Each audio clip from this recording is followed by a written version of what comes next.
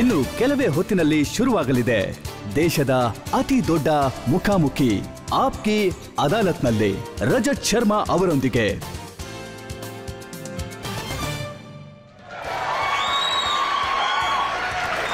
Thank you. So ಬನ್ನಿ ಶುರು ಮಾಡೋಣ ಆಪ್ಕಿ ಅದಾಲತ್ನಲ್ಲಿ ಇವತ್ತಿನ ಮೊಕದ್ದಮೆಯನ್ನ. ಆಪ್ಕಿ ಅದಾಲತ್ನಲ್ಲಿ ನಮ್ಮ ಅತಿಥಿಯಾಗಿ ಬರ್ತಾ ಇರೋದು ಒಬ್ಬ ಯುವ ರಾಜಕಾರಣಿ. ಇವರು ತಮ್ಮ ಚಿಕ್ಕ ವಯಸ್ಸಿನಿಂದಲೇ ದೊಡ್ಡ ದೊಡ್ಡ ಕೆಲಸಗಳನ್ನು ಮಾಡಿಸಿರ್ತಾರೆ, ದೊಡ್ಡ ದೊಡ್ಡ ಜವಾಬ್ದಾರಿನ ವಹಿಸಿರ್ತಾರೆ. ಕಾಂಗ್ರೆಸ್ ಪಾರ್ಟಿಯ ದೊಡ್ಡ ರಾಜಕಾರಣಿ. ಆದರೆ ಅವರ ಮಾತನ್ನ ನೇರವಾಗಿ ಹೇಳ್ತಾರೆ, ಸ್ಪಷ್ಟವಾಗಿ ಹೇಳ್ತಾರೆ. ಅದರಿಂದ ತುಂಬ ವಿವಾದಗಳು, ತುಂಬ ಕಾಂಟ್ರವರ್ಸಿಗಳನ್ನ ಇವರು ಆಗಾಗ ಎದುರಿಸ್ತಾ ಇರಬೇಕಾಗತ್ತೆ. ಪ್ಲೀಸ್ ವೆಲ್ಕಮ್ ಕಾಂಗ್ರೆಸ್ನ ಸಚಿವರಾದಂತಹ ಸಚಿನ್ ಪೈಲಟ್.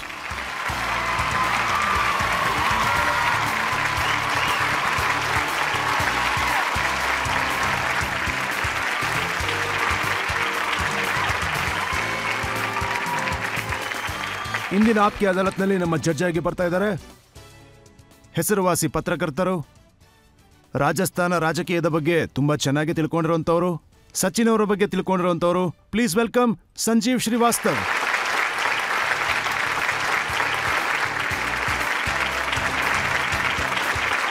ಇವತ್ತಿನ ಜಡ್ಜ್ ಸಂಜೀವ್ ಶ್ರೀವಾಸ್ತವ್ ಅವರು ಒಪ್ಪಿಗೆ ಕೊಟ್ಟ ಮೇಲೆ ವಿಚಾರಣೆನ ಶುರು ಮಾಡ್ತೀನಿ.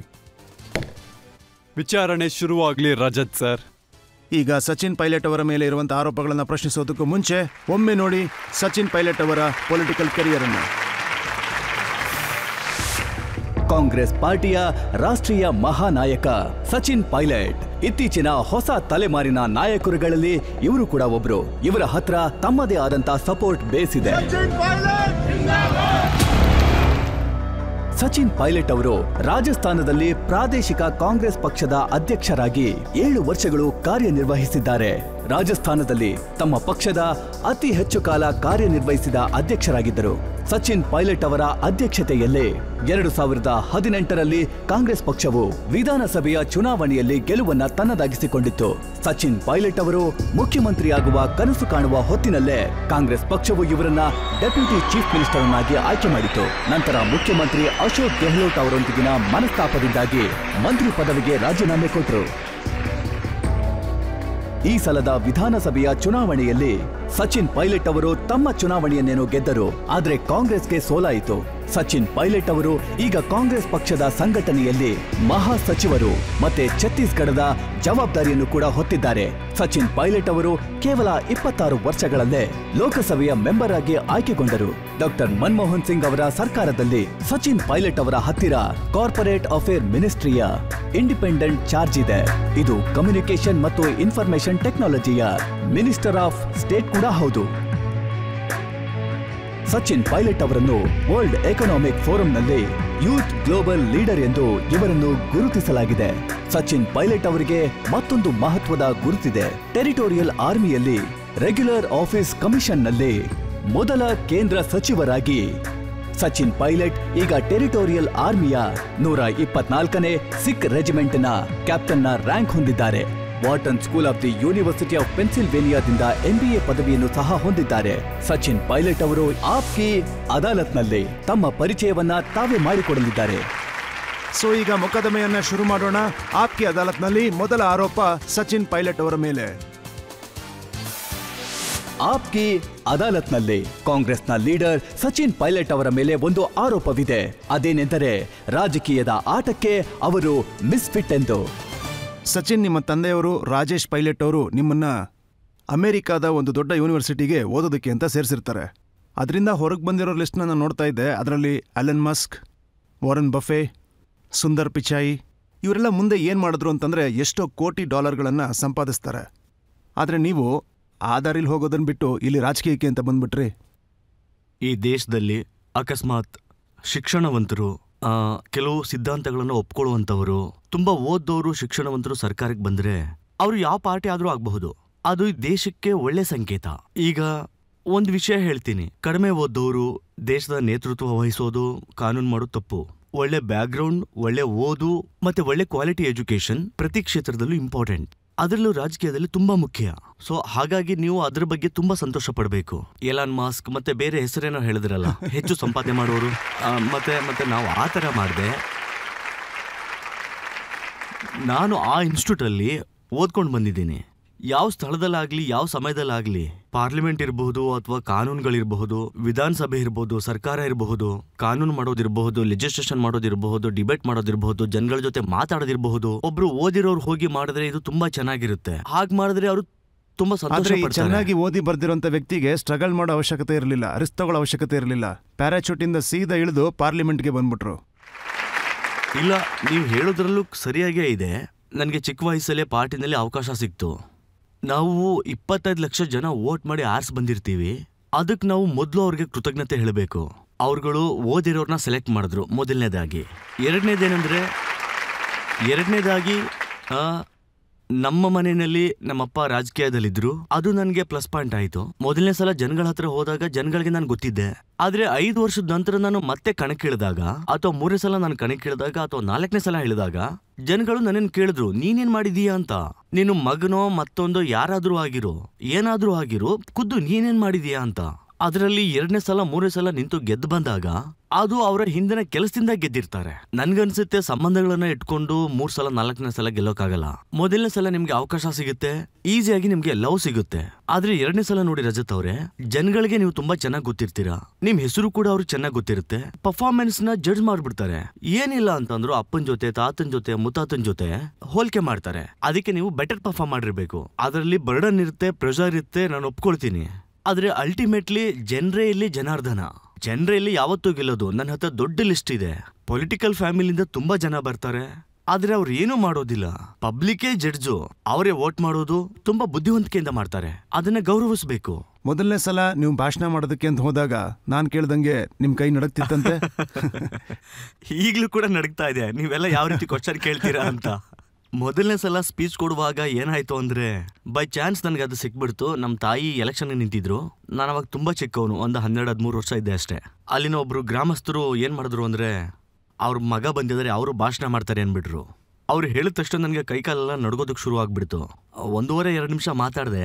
ಅದೇ ನನಗೆ 2 ಗಂಟೆ ತರ ಅನಿಸ್ಬಿಡ್ತು. ಅಲ್ಲಿಂದ ನಾನು ಓಡ್ಬಿಟ್ಟೆ.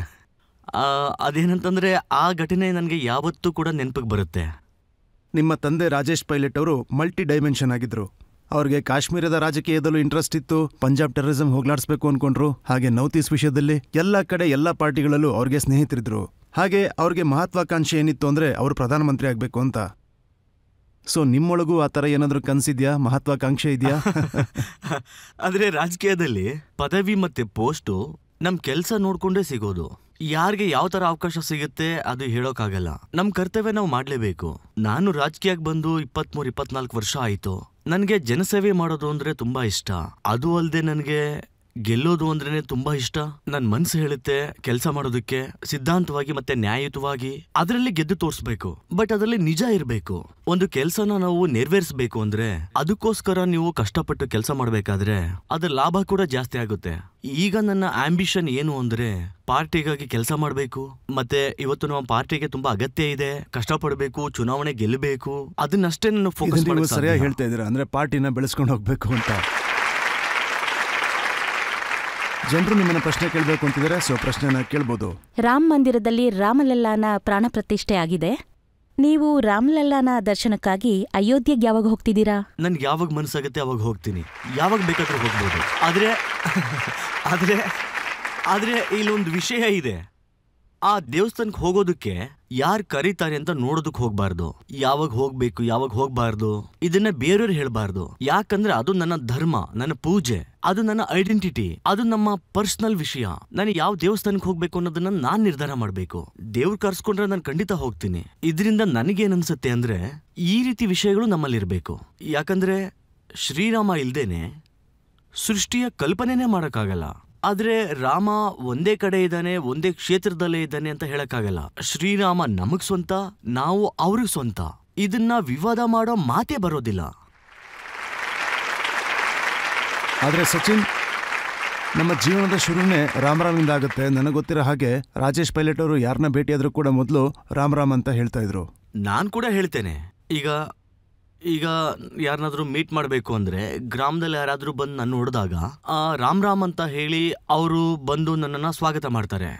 ಊರಲ್ಲಿ ಈಗಲೂ ಕೂಡ ಅದೇ ರೀತಿ ಹೇಳೋದು. ನನ್ನ ಜೊತೆ ಇರೋ ಕೆಲವು ಫ್ರೆಂಡ್ಸು ಅವಾಗವಾಗ ಹೇಳ್ತಾರೆ, ಈ ಕಾಂಗ್ರೆಸ್ನವರು ಈ ಮಂತ್ರನ ಹೇಳೋದಿಲ್ಲ ಅಂತ. ಎಲ್ರಿಗಿಂತ ಹೆಚ್ಚಾಗಿ ನಾನ್ ರಾಮ್ ರಾಮ್ ಅಂತ ಹೇಳ್ತೀನಿ. ಬೆಳಗ್ಗೆ ರಾತ್ರಿ ದೇವ್ರ ಹೆಸರು ಹೇಳೋದು ಒಳ್ಳೇದೇ ಅಲ್ವಾ? ಎಷ್ಟು ಸಲ ಹೇಳ್ತೀವಿ ಅಷ್ಟು ನಮ್ಗೆ ಒಳ್ಳೇದಾಗತ್ತಲ್ವಾ? ಸೊ ಹಾಗಾದ್ರೆ ಸೋನಿಯಾ ಗಾಂಧಿ ಅವರು, ಮಲ್ಲಿಕಾರ್ಜುನ್ ಖರ್ಗೆ ಅವರು ಪಾರ್ಟಿ ಪ್ರೆಸಿಡೆಂಟ್ ಆಗಿದ್ದಾರೆ. ಇವ್ರಿಗೆಲ್ಲ ಏನ್ ನಿಮಂತ್ರಣ ಸಿಕ್ಕಿತ್ತು, ಅದನ್ನ ಯಾಕೆ ಸ್ವೀಕಾರ ಮಾಡಿಲ್ಲ? ಈ ತರ ತುಂಬಾ ಜನ ಇದ್ದಾರೆ. ಅವ್ರಿಗೆ ಇನ್ವಿಟೇಷನ್ ಬಂದಿದೆ.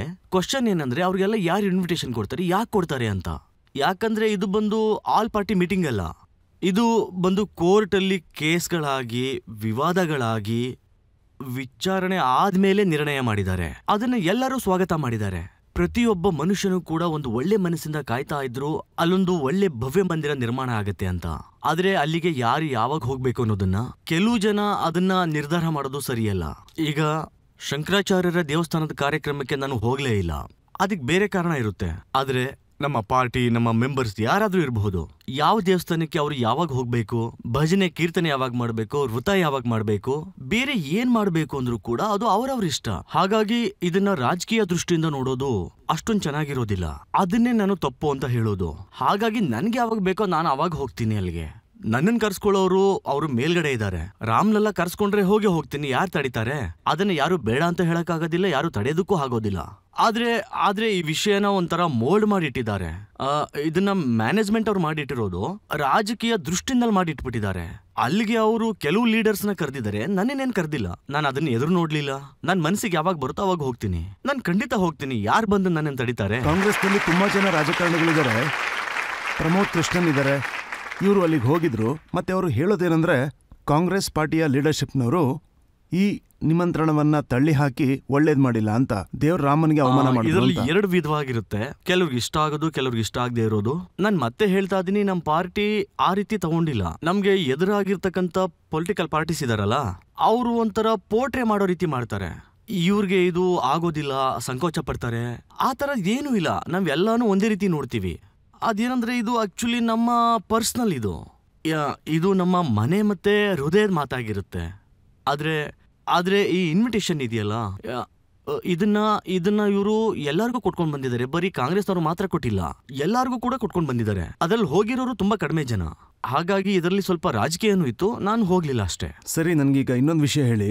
ಸೂಪರ್ ಸ್ಟಾರ್ ರಜನಿಕಾಂತ್ ಅವ್ರು ಹೋಗಿದ್ರು, ಅಮಿತಾಬ್ ಬಚ್ಚನ್ ಅವ್ರು ಹೋಗಿದ್ರು, ಆಲಿಯಾ ಭಟ್ ಹೋಗಿದ್ರು, ಕತ್ರಿನಾ ಕೈಫ್ ಹೋಗಿದ್ರು. ಇದು ರಾಜಕೀಯನಾ? ಇಲ್ಲ, ಅದು ಹಾಗಲ್ಲ. ಅವ್ರಗಳ ಆದ್ರೆ ತುಂಬಾ ಅಂದ್ರೆ ಎಷ್ಟೋ ಕೋಟಿ ಜನ ಹೋಗ್ಲೇ ಇಲ್ಲ. ಎಷ್ಟೋ ಕೋಟಿ ಜನ ಹೋಗೇ ಇಲ್ಲ ಅಂದ್ರೆ ಅವರೆಲ್ಲ ನಾಸ್ತಿಕರಾ? ನಾನು ಏನ್ ಕೇಳಕ್ ಇಷ್ಟಪಡ್ತೀನಿ ಅಂದ್ರೆ, ಇಲ್ಲಿ ಇಷ್ಟು ಜನ ಕೂತಿದೀವಿ, ನಿಮ್ಗೆಲ್ಲರಿಗೂ ಇನ್ವಿಟೇಷನ್ ಬಂದಿದೆಯಾ? ನನಗೂ ಬಂದಿಲ್ಲ. ಆದ್ರೆ ಆಲಿಯಾ ಭಟ್ ಮತ್ತೆ ರಣಬೀರ್ ಕಪೂರ್ಗೆ ಬಂದಿದೆ. ಅವ್ರುಗಳು ನಮ್ಗಳಿಗಿಂತ ಅಧಿಕವಾಗಿ ರನ್ವತ್ ಅವ್ರಿಗೆ ಇನ್ವೈಟ್ ಬಂದಿತ್ತು, ಅವ್ರಿಗೂ ಬಂದಿದೆ. ಸೊ ನನ್ಗೊಂದು ವಿಚಾರ ಹೇಳಿ, ಈ ಲಿಸ್ಟ್ ಇದೆಯಲ್ಲ, ಯಾರು ಮಾಡಿದ್ದು ಅದನ್ನ? ಹಾಗಿದ್ರೆ ನಿಮ್ಗೆಲ್ಲ ಅರ್ಹತೆ ಇಲ್ವಾ? ಅದೇ ಇದನ್ನ ಪಕ್ಷಪಾತ ಅಂತ ಹೇಳೋಣ, ಮತ್ತೆ ಇನ್ನೇನು ಹೇಳೋಣ? ಅಲ್ಲ, ಅದೇನಂದ್ರೆ ಇಲ್ಲಿ ಬರೀ ಇಂಡಸ್ಟ್ರಿಯಲಿಸ್ಟ್ ಇಲ್ಲಾಂದ್ರೆ ಆಕ್ಟರ್ಸು, ಪ್ರಸಿದ್ಧ ವ್ಯಕ್ತಿಗಳು ಅವ್ರ ಮಾತ್ರ ಭಕ್ತರಾಗ್ತಾರೆ. ಇದರಲ್ಲಿ ಎರಡು ವಿಷಯ ಇದೆ ಸಚಿನ್. ಒಂದು, 4500 ಜನ ಸಾಧು ಸಂತರು ಬಂದಿದ್ರು.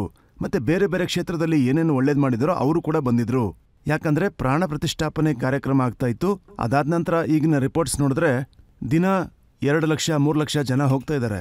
ರಜತ್ ಅವರೇ, ಇದು ಬರೀ ಒಂದೇ ದೇವಸ್ಥಾನದಲ್ಲ, 1000 ದೇವಸ್ಥಾನ ಇದೆ, ವೈಷ್ಣೋದೇವಿ ಇದೆ, ತಿರುಪತಿ ಇದೆ, ಲಕ್ಷ ಜನ ಹೋಗ್ತಾರೆ. ಅವ್ರಿಗೆಲ್ಲ ಆಮಂತ್ರಣ ಯಾರು ಕೊಡ್ತಾರೆ? ಯಾವಾಗ ಮನ್ಸಾಗುತ್ತೆ ಅವಾಗ ಹೋಗಿ. ಇಷ್ಟು ಜನ ಇಲ್ಲಿ ಕೂತಿದ್ದಾರೆ, ನಾನು ಕೂತಿದ್ದೀನಿ. ನನಗೇನೋ ಕರೆದಿಲ್ಲ, ನಿಮ್ಮನ್ನ ಕರೆದಿರ್ಬೇಕು, ಅದಕ್ಕೆ ಹೇಳ್ತಾ ಇದ್ದೀರಾ. ನೋಡಿ, ನಾನು ಇದನ್ನ ಹೇಳಕ್ ಇಷ್ಟಪಡ್ತಾ ಇದ್ದೀನಿ. ಅಲ್ಲಿ ಕುಳಿತುಕೊಂಡು ಈ ಟಿಕ್ ಮಾಡ್ತಾರಲ್ಲ, ಇವ್ರನ್ನ ಕರಿಬೇಕು, ಇವ್ರನ್ನ ಕರಿಬಾರ್ದು, ಇವ್ರನ್ನ ಕರಿಬಾರ್ದು ಅಂತ, ಅದನ್ನ ತಪ್ಪು ಅಂತ ಹೇಳ್ತಾ ಇದ್ದೀನಿ ನಾನು. ಸರಿ, ಒಂದು ವಿಷಯ ಹೇಳಿ, ರಾಹುಲ್ ಅವ್ರು ಹೋಗ್ತಾರಾ ಇಲ್ವಾ? ಯಾಕೆ ಹೋಗೋದಿಲ್ಲ? ಖಂಡಿತ ಹೋಗ್ತಾರೆ. ಅವ್ರಿಗೆ ಇಷ್ಟ ಆದಾಗ ಹೋಗ್ತಾರೆ, ಯಾರು ತಡೀತಾರೆ? ಆದ್ರೆ ಹೋಗೋದಕ್ಕೆ ಮೊದಲೇ ಕ್ಯಾಮ್ರಾಮನ್ ಕಾಲ್ ಮಾಡಿ ಕರಿಬೇಕಾ? ಇದೆಲ್ಲ ಬಂದು ಸ್ವಲ್ಪ ಜಾಸ್ತಿ ಅನ್ಸುತ್ತೆ. ಅಲ್ಲ, ವಿಷಯ ಅದಲ್ಲ. ವಿಷಯ ಏನು ಅಂತಂದ್ರೆ, ರಾಹುಲ್ ಅವರು ದೇವಸ್ಥಾನದೊಳಗೆ ಹೇಗೆ ಹೋಗ್ತಾರೆ ಅನ್ನೋ ಫೋಟೋಸ್ನ ನಾನು ನಿಮ್ಗೆ ತೋರಿಸ್ತೀನಿ ಬೇಕಾದ್ರೆ. ಒಂದ್ ನಿಮಿಷ. ನೀವು ಹೇಳೋದು ತುಂಬಾ ಸುಲಭ, ಆದ್ರೆ ನೋಡಿ ಅವ್ರು ರಜತ್ ಹೋಗ್ಬೇಕು ಅಂತ ಅವ್ರೆ, ಹೋಗಲ್ಲ. ಅವರು ಕೂಡ ಈ ರೀತಿ ಮಾತಾಡಿದ್ದಾರೆ. ನಾನ್ ಹೇಳಿದ್ರೆ ನನಗೆ ಇಷ್ಟ ಕೇಳಿ ಬಂದಾಗ ಸ್ವಲ್ಪ. ನಾನು ಹೋಗ್ತೀನಿ, ಇಲ್ಲ, ನನ್ನ ಇಲ್ಲ. ಮನ್ಸು ಹೇಳ್ದಾಗ ಹೋಗ್ತೀನಿ ಅದು- ಅಂತ. ಇದು ನನ್ನ ವೈಯಕ್ತಿಕ ಇಂಟ್ರೆಸ್ಟ್ ಅಂತಾನೂ ಹೇಳಿದ್ದಾರೆ. ನೀವು ಹೇಳೋದು ಕರೆಕ್ಟೇ ಇದೆ, ಆದ್ರೆ ಇದೊಂಥರ ಅಭ್ಯಾಸ ಆಗ್ಬಿಟ್ಟಿದೆ. ನೋಡಿ, ಅವರು ಹೋದ್ರೂ ಕೂಡ ಬೈತಾರೆ, ಹೋಗಿಲ್ಲ ಅಂದ್ರೂ ಕೂಡ ಬೈತಾರೆ. ಈಗ ನೀವೇ ಹೇಳಿ ಅವ್ರು ಏನ್ ಮಾಡ್ಬೇಕು ಅಂತ. ಅವರೇ ಈ ರೀತಿ ಪರಿಸ್ಥಿತಿ ಮಾಡ್ಕೊಂಡ್ರೆ ಏನ್ ಮಾಡಕ್ಕಾಗತ್ತೆ ಹೇಳಿ. ಆದ್ರೆ ನೋಡಿ, ಮಾತಾಡೋದು ತುಂಬಾ ಸುಲಭ. ಅಂದ್ರೆ ಇದು ನನ್ನ ವೈಯಕ್ತಿಕ ಇಂಟ್ರೆಸ್ಟ್ ಅಂತ ಹೇಳೋದು ಸುಲಭ. ನಾನು ಹೋಗೋದು ಯಾರಿಗೂ ಗೊತ್ತಾಗಲ್ಲ ಅಂತ ಹೇಳೋದು ಸುಲಭ. ಆದ್ರೆ ಹೇಗ್ ಕಾಣುತ್ತೆ ಅಂತ ನೀವೇ ನೋಡಿ.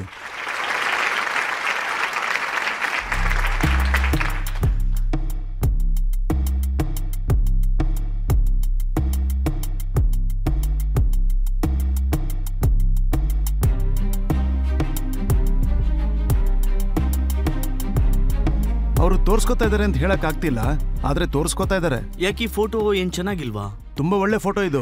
ಹಾಗಿದ್ಮೇಲೆ ಅದು ಒಳ್ಳೆ ವಿಷಯ ತಾನೆ, ಅದ್ರಲ್ಲಿ ಏನ್ ಬೇರೆ ಕೆಟ್ಟಿದ್ದಿದೆ? ಈಗ ರಾಜಕೀಯದಲ್ಲಿ ಹೇಳಬೇಕು ಅಂತಂದ್ರೆ, ಗಾಂಧೀಜಿಯವರು ಇಡೀ ದೇಶಕ್ಕೆ ತುಂಬಾ ಮಹಾತ್ಮರಾಗಿದ್ರು, ದೊಡ್ಡ ವ್ಯಕ್ತಿಯಾಗಿದ್ರು. ಅವರ ಪ್ರತಿಯೊಂದು ಕಾರ್ಯಗಳು ರಘುಪತಿ ರಾಘವ ರಾಜಾರಾಮಿಂದ ಶುರುವಾಗ್ತಿತ್ತು. ಅವರು ಯಾವಾಗಲೂ ರಾಮ್ ರಾಮ್ ಅಂತ ಹೇಳ್ತಿದ್ರು. ಅವರ ಕೊನೆ ಮಾತು ಕೂಡ ಹೇ ರಾಮ್ ಅಂತ ಆಗಿತ್ತು. ಮಹಾತ್ಮ ಗಾಂಧಿ ಬಗ್ಗೆ ಆಮೇಲೆ ಮಾತಾಡೋಣ.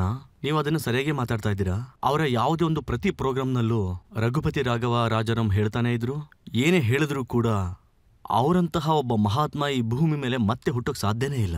ಈಶ್ವರ್ ಅಲ್ಲ ತೇರೇ ನಾಮ್, ಅದನ್ನ ಯಾವಾಗ್ಲೂ ಹೇಳ್ತಾ ಇದ್ರು. ಅದನ್ನ ಈಗ ಎಡಿಟ್ ಮಾಡಿಟ್ಟಿದ್ದಾರೆ, ಹೇಳೋಕೆ ಆಗದಿರೋ ತರ. ಇದಕ್ಕೆ ಏನ್ ಕಾರಣ? ಇವತ್ತಿನ ಪರಿಸ್ಥಿತಿಗೆ ಅದು ಸೂಟ್ ಆಗಲ್ಲ.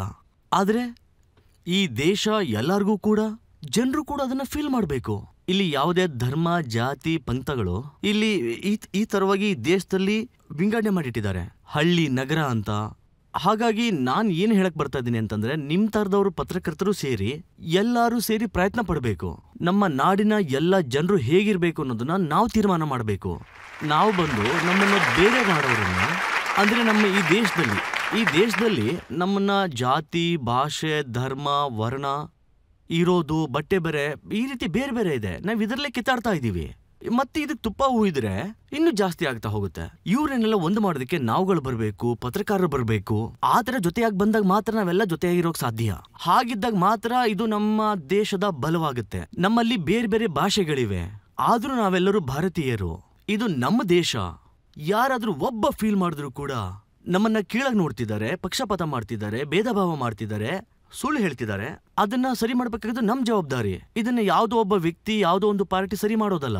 ಇದನ್ನ ನಾವೆಲ್ಲರೂ ಸೇರಿ ಒಂದು ಕಾಂಟ್ರಿಬ್ಯೂಟ್ ಮಾಡಬೇಕು. ಆಗ ದೇಶಕ್ಕೆ ಒಂದು ಬುನಾದಿ ಹಾಕ್ಬೋದು, ನಂಬರ್ 1 ಆಗಿ ಬೆಳಿಬಹುದು. ಒಂದು ಸೆಕ್ಷನ್ ಮಾಡಿ ನೀನು ಹಿಂದೆ ಇರೋ, ಅವ್ನು ಮುಂದೆ ಇರ್ತಾನೆ ಅಂತ ಆತರ ಎಲ್ಲ ಮಾಡಕ್ಕಾಗಲ್ಲ. ನಮ್ದು ಒಂದು ದೊಡ್ಡ ದೇಶ. ಪಾರ್ಟಿ ಬರುತ್ತೆ ಹೋಗುತ್ತೆ, ಅದು ಬೇರೆ. ಸರ್ಕಾರ ಬರುತ್ತೆ, ಯಾವತ್ತೊಂದನೆ ಬಿದ್ದು ಹೋಗುತ್ತೆ. ಆದ್ರೆ ದೇಶದೊಳಗಿರೋ ಜನರು ಯಾವಾಗ್ಲೂ ಇರ್ತಾರೆ. ಅದು ಸಾರ್ವಕಾಲಿಕವಾದದ್ದು. ಈ ಮಾತನ್ನ ನಾವು ಚೆನ್ನಾಗಿ ಸಚಿನ್ ಅವರೇ, ನಿಮ್ಮ ಪಾರ್ಟಿಲೂ ಕೆಲವು ಜನರಿದ್ದಾರೆ, ಅವರು ಈ ಮಾತುಗಳನ್ನ ಸ್ವೀಕಾರ ಮಾಡ್ಕೊಳ್ಳೋದಿಲ್ಲ. ಅಶೋಕ್ ಗೈಲಾಗ್ ಅವರು ಮೊದಲು ತಕರಾರು ತೆಗೆದ್ರು. ಏನಂದ್ರೆ, ರಾಜಸ್ಥಾನದಿಂದ ಅವರು ಕಲ್ಲನ್ನ ಕಳಿಸಿದ್ರು ಅಂತ. ನಮ್ಮ ಸರ್ಕಾರ ದೇವಸ್ಥಾನಕ್ಕೋಸ್ಕರ ಇಷ್ಟೊಂದು ಕಾಂಟ್ರಿಬ್ಯೂಷನ್ ಮಾಡಿದ್ರು, ನಮಗೆ ಇಂಪಾರ್ಟೆನ್ಸ್ ಕೊಡ್ಲಿಲ್ಲ ಅಂತ ಹೇಳಿದ್ರು. ಏನ್ರಿ, ಇನ್ವಿಟೇಷನ್ ಬಂದಿಲ್ಲ ಅಂದ್ರೆ ಬಂದಿಲ್ಲ ಅಷ್ಟೇ. ಅವ್ರು ಅದನ್ನ ಹೇಳಬಹುದು. ಇದರಲ್ಲಿ ಸತ್ಯ ಏನು ಅಂದ್ರೆ, ರಾಜಸ್ಥಾನದಿಂದ ದೇವಸ್ಥಾನಕ್ಕೆ ಕಲ್ಲು ಹೋಗಿದೆ, ಅದನ್ನ ಸರಿಯಾಗಿ ತಾನೇ ಹೇಳಿದರೆ, ಅದನ್ನ ಸುಳ್ಳು ಹೇಳಿಲ್ವಲ್ಲ. ಅಂದ್ರೆ ಕೆಲವರು ಏನಾದ್ರೂ ದಾನ ಧರ್ಮ ಮಾಡಿದ್ರೆ, ರಾಮ ಮಂದಿರ ನಿರ್ಮಾಣ ಮಾಡೋದಕ್ಕೆ ಕೆಲವು ವ್ಯಕ್ತಿಗಳು ದುಡ್ಡು ಕೊಟ್ಟಿರಬಹುದು, ಚಂದ ಕೊಟ್ಟಿರಬಹುದು, ಏನಾದ್ರೂ ಡೊನೇಷನ್ ಮಾಡಿರಬಹುದು. ಅದೆಲ್ಲ ರೆಕಾರ್ಡ್ ಅಲ್ಲಿ ಇರಬೇಕು, ಅದ್ರಲ್ಲಿ ತಪ್ಪೇನೂ ಇಲ್ಲ. ಇನ್ನೊಬ್ರು ರಾಜಕಾರಣಿ ಇದ್ದಾರೆ, ಆಚಾರ್ಯ ಪ್ರಮೋದ್ ಕೃಷ್ಣನ್. ಅವ್ರು ಹೇಳಿದ್ದೇನು ಅಂತಂದ್ರೆ, ತಮ್ಮ ಪಾರ್ಟಿಯ ರಾಜಕಾರಣಿಗಳ ಮೇಲೆ ವಿಕ್ರಮ್ ಮತ್ತೆ ಬೇತಾಳನ ಕತೆಗಳನ್ನ ಹೇಳ್ತಿದ್ದಾರೆ ಅಂತ.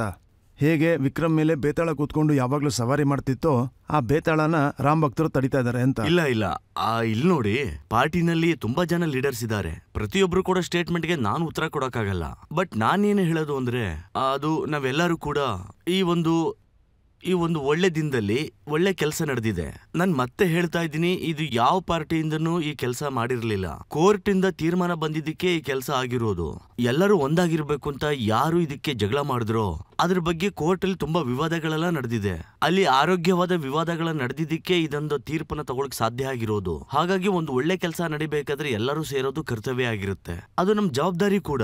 ಅದನ್ನ ವೋಟ್ ಬ್ಯಾಂಕ್ ಆಗಿ ಮಾರ್ಪಾಡು ಮಾಡಬಾರ್ದು. ಅದು ಉದ್ದೇಶನೇ ಬೇರೆ. ಅನ್ಸುತ್ತಾ ಇದರಿಂದ ಬಿಜೆಪಿ ಅವ್ರಿಗೆ ವೋಟ್ ಸಿಗುತ್ತೆ ಅಂತ? ವೋಟ್ ಸಿಗೋದ್ ಬೇರೆ, ವೋಟ್ ತಗೊಳೋದಕ್ಕೆ ಪ್ರಯತ್ನ ಪಡ್ತಿದಾರಲ್ಲ. ವೋಟ್ ಹಾಕೋದು ಬಿಡೋದು ಜನ ಹೇಳ್ತಾರೆ, ಪ್ರಯತ್ನ ಅಂತೂ ಮಾಡ್ತಿದಾರಲ್ಲ. ದಿಗ್ವಿಜಯ್ ಸಿಂಗ್ ಹೇಳ್ತಾರೆ, ಈ ದೇವಸ್ಥಾನ ವಿಧಿವಿಧಾನದಿಂದ ಆಗಿಲ್ಲ ಅಂತ. ಈ ದೇವಸ್ಥಾನ ಅರ್ಧಂಬರ್ಧ ಆಗಿದೆ, ಈ ದೇವಸ್ಥಾನದಲ್ಲಿ ದೇವರೇ ಇಲ್ಲ, ದೇವಸ್ಥಾನ ಸರಿ ಇಲ್ಲ ಅಂತ. ಅವ್ರನ್ನ ಯಾಕೆ ಯಾರು ಪ್ರಶ್ನೆ ಮಾಡೋದಿಲ್ಲ?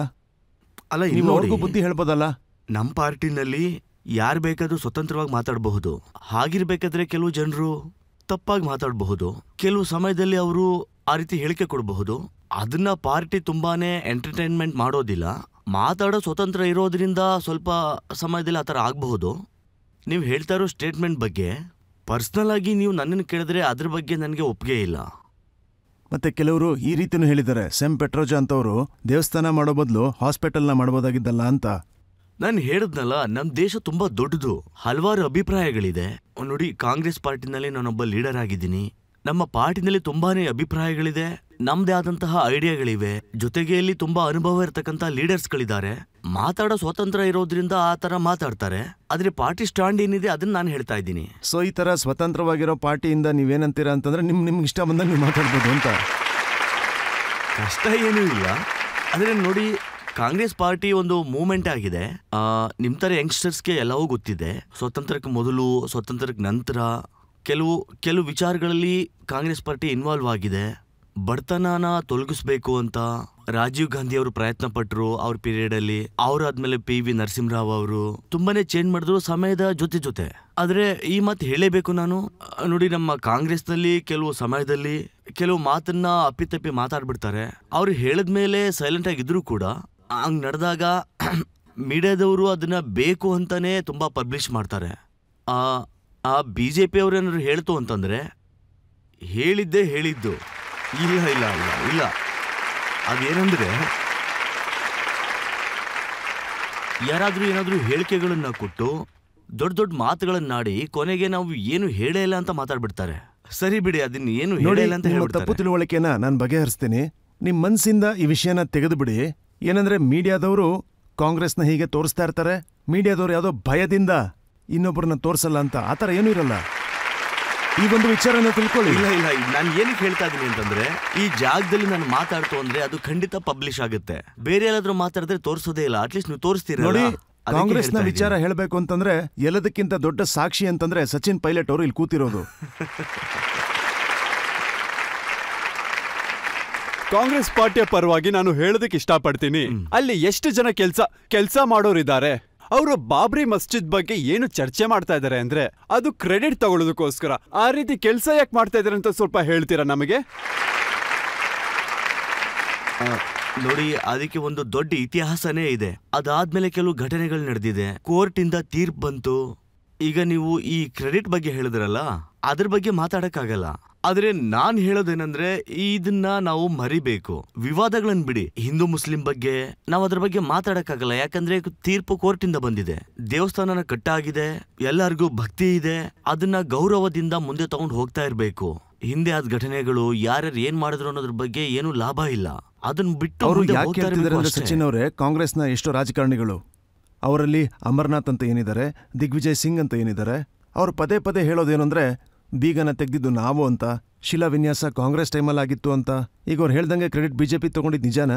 ಇಲ್ಲ, ಆ ತರ ಏನು ಇಲ್ಲ. ನೋಡಿ, ಇದರಲ್ಲಿ ಒಂದಷ್ಟು ವಿಚಾರಗಳು ನಡೆದಿದೆ. ಆದ್ರೆ ಹಿಂದೆ ತುಂಬಾ ವಿಚಾರಗಳು ನಡೆದಿದೆ. ಅದ್ರ ಬಗ್ಗೆ ಇವಾಗ ಬೇಡ.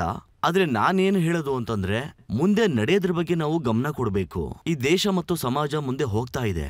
ಯಾರು ಏನ್ ಮಾಡಿದ್ರು ಅಂತ ಯೋಚನೆ ಮಾಡ್ತಾ ಕೂತ್ಕೊಂಡ್ರೆ ಹಿಂದೆ ಹೋಗ್ಬೇಕಾಗತ್ತೆ, ಮುಂದೆ ಹೋಗಕ್ಕಾಗಲ್ಲ.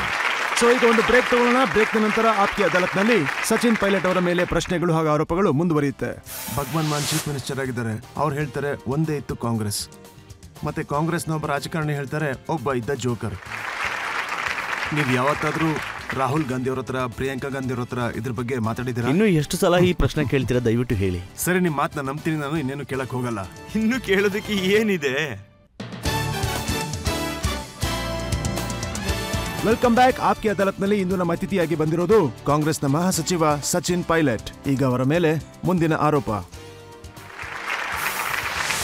ಆಪ್ಕಿ ಅದಾಲತ್ನಲ್ಲಿ ಕಾಂಗ್ರೆಸ್ನ ಲೀಡರ್ ಸಚಿನ್ ಪೈಲಟ್ ಅವರ ಮೇಲೆ ಒಂದು ಆರೋಪವಿದೆ. ಅದೇನೆಂದರೆ ಇವರ ಪಾರ್ಟಿಯಲ್ಲಿ ಕನ್ಫ್ಯೂಷನ್ ಇದೆ ಎಂದು.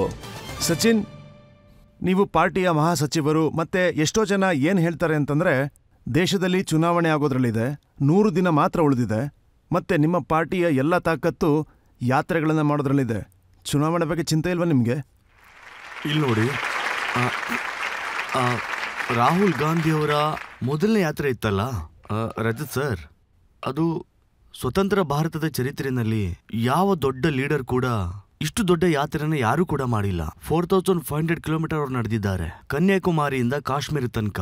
ಅಲ್ಲಿ ಅವ್ರಿಗೆ ಸಿಕ್ಕಿದಂತಹ ರೆಸ್ಪಾನ್ಸ್ ನಾನು ತುಂಬಾ ಚೆನ್ನಾಗಿ ನೋಡಿದ್ದೀನಿ. ಅಲ್ಲಿ ಜನರು ಡಿಮ್ಯಾಂಡ್ ಮಾಡಿದ್ದಾರೆ, ಕಾಂಗ್ರೆಸ್ ವರ್ಕಿಂಗ್ ಕಮಿಟಿ ಡಿಮ್ಯಾಂಡ್ ಮಾಡಿದೆ, ಲೋಕಸಭೆಗೆ ಮುಂಚೆನೆ ಒಂದು ಪೂರ್ವದಿಂದ ಪಶ್ಚಿಮದ ಯಾತ್ರೆ ಆಗ್ಬೇಕು ಅಂತ. ಸಮಯ ಇರಲಿಲ್ಲ, ಹಾಗಾಗಿ ಆ ಯಾತ್ರೆನ ಪಾದಯಾತ್ರೆನೂ ಮಾಡಿದ್ರು, ಬಸ್ಸಲ್ಲೂ ಮಾಡಿದ್ರು. ಈ ಯಾತ್ರೆ ಮಾಡಬೇಕು ಅಂತ ಪಾರ್ಟಿನೇ ನಿರ್ಧಾರ ಮಾಡಿದ್ದು.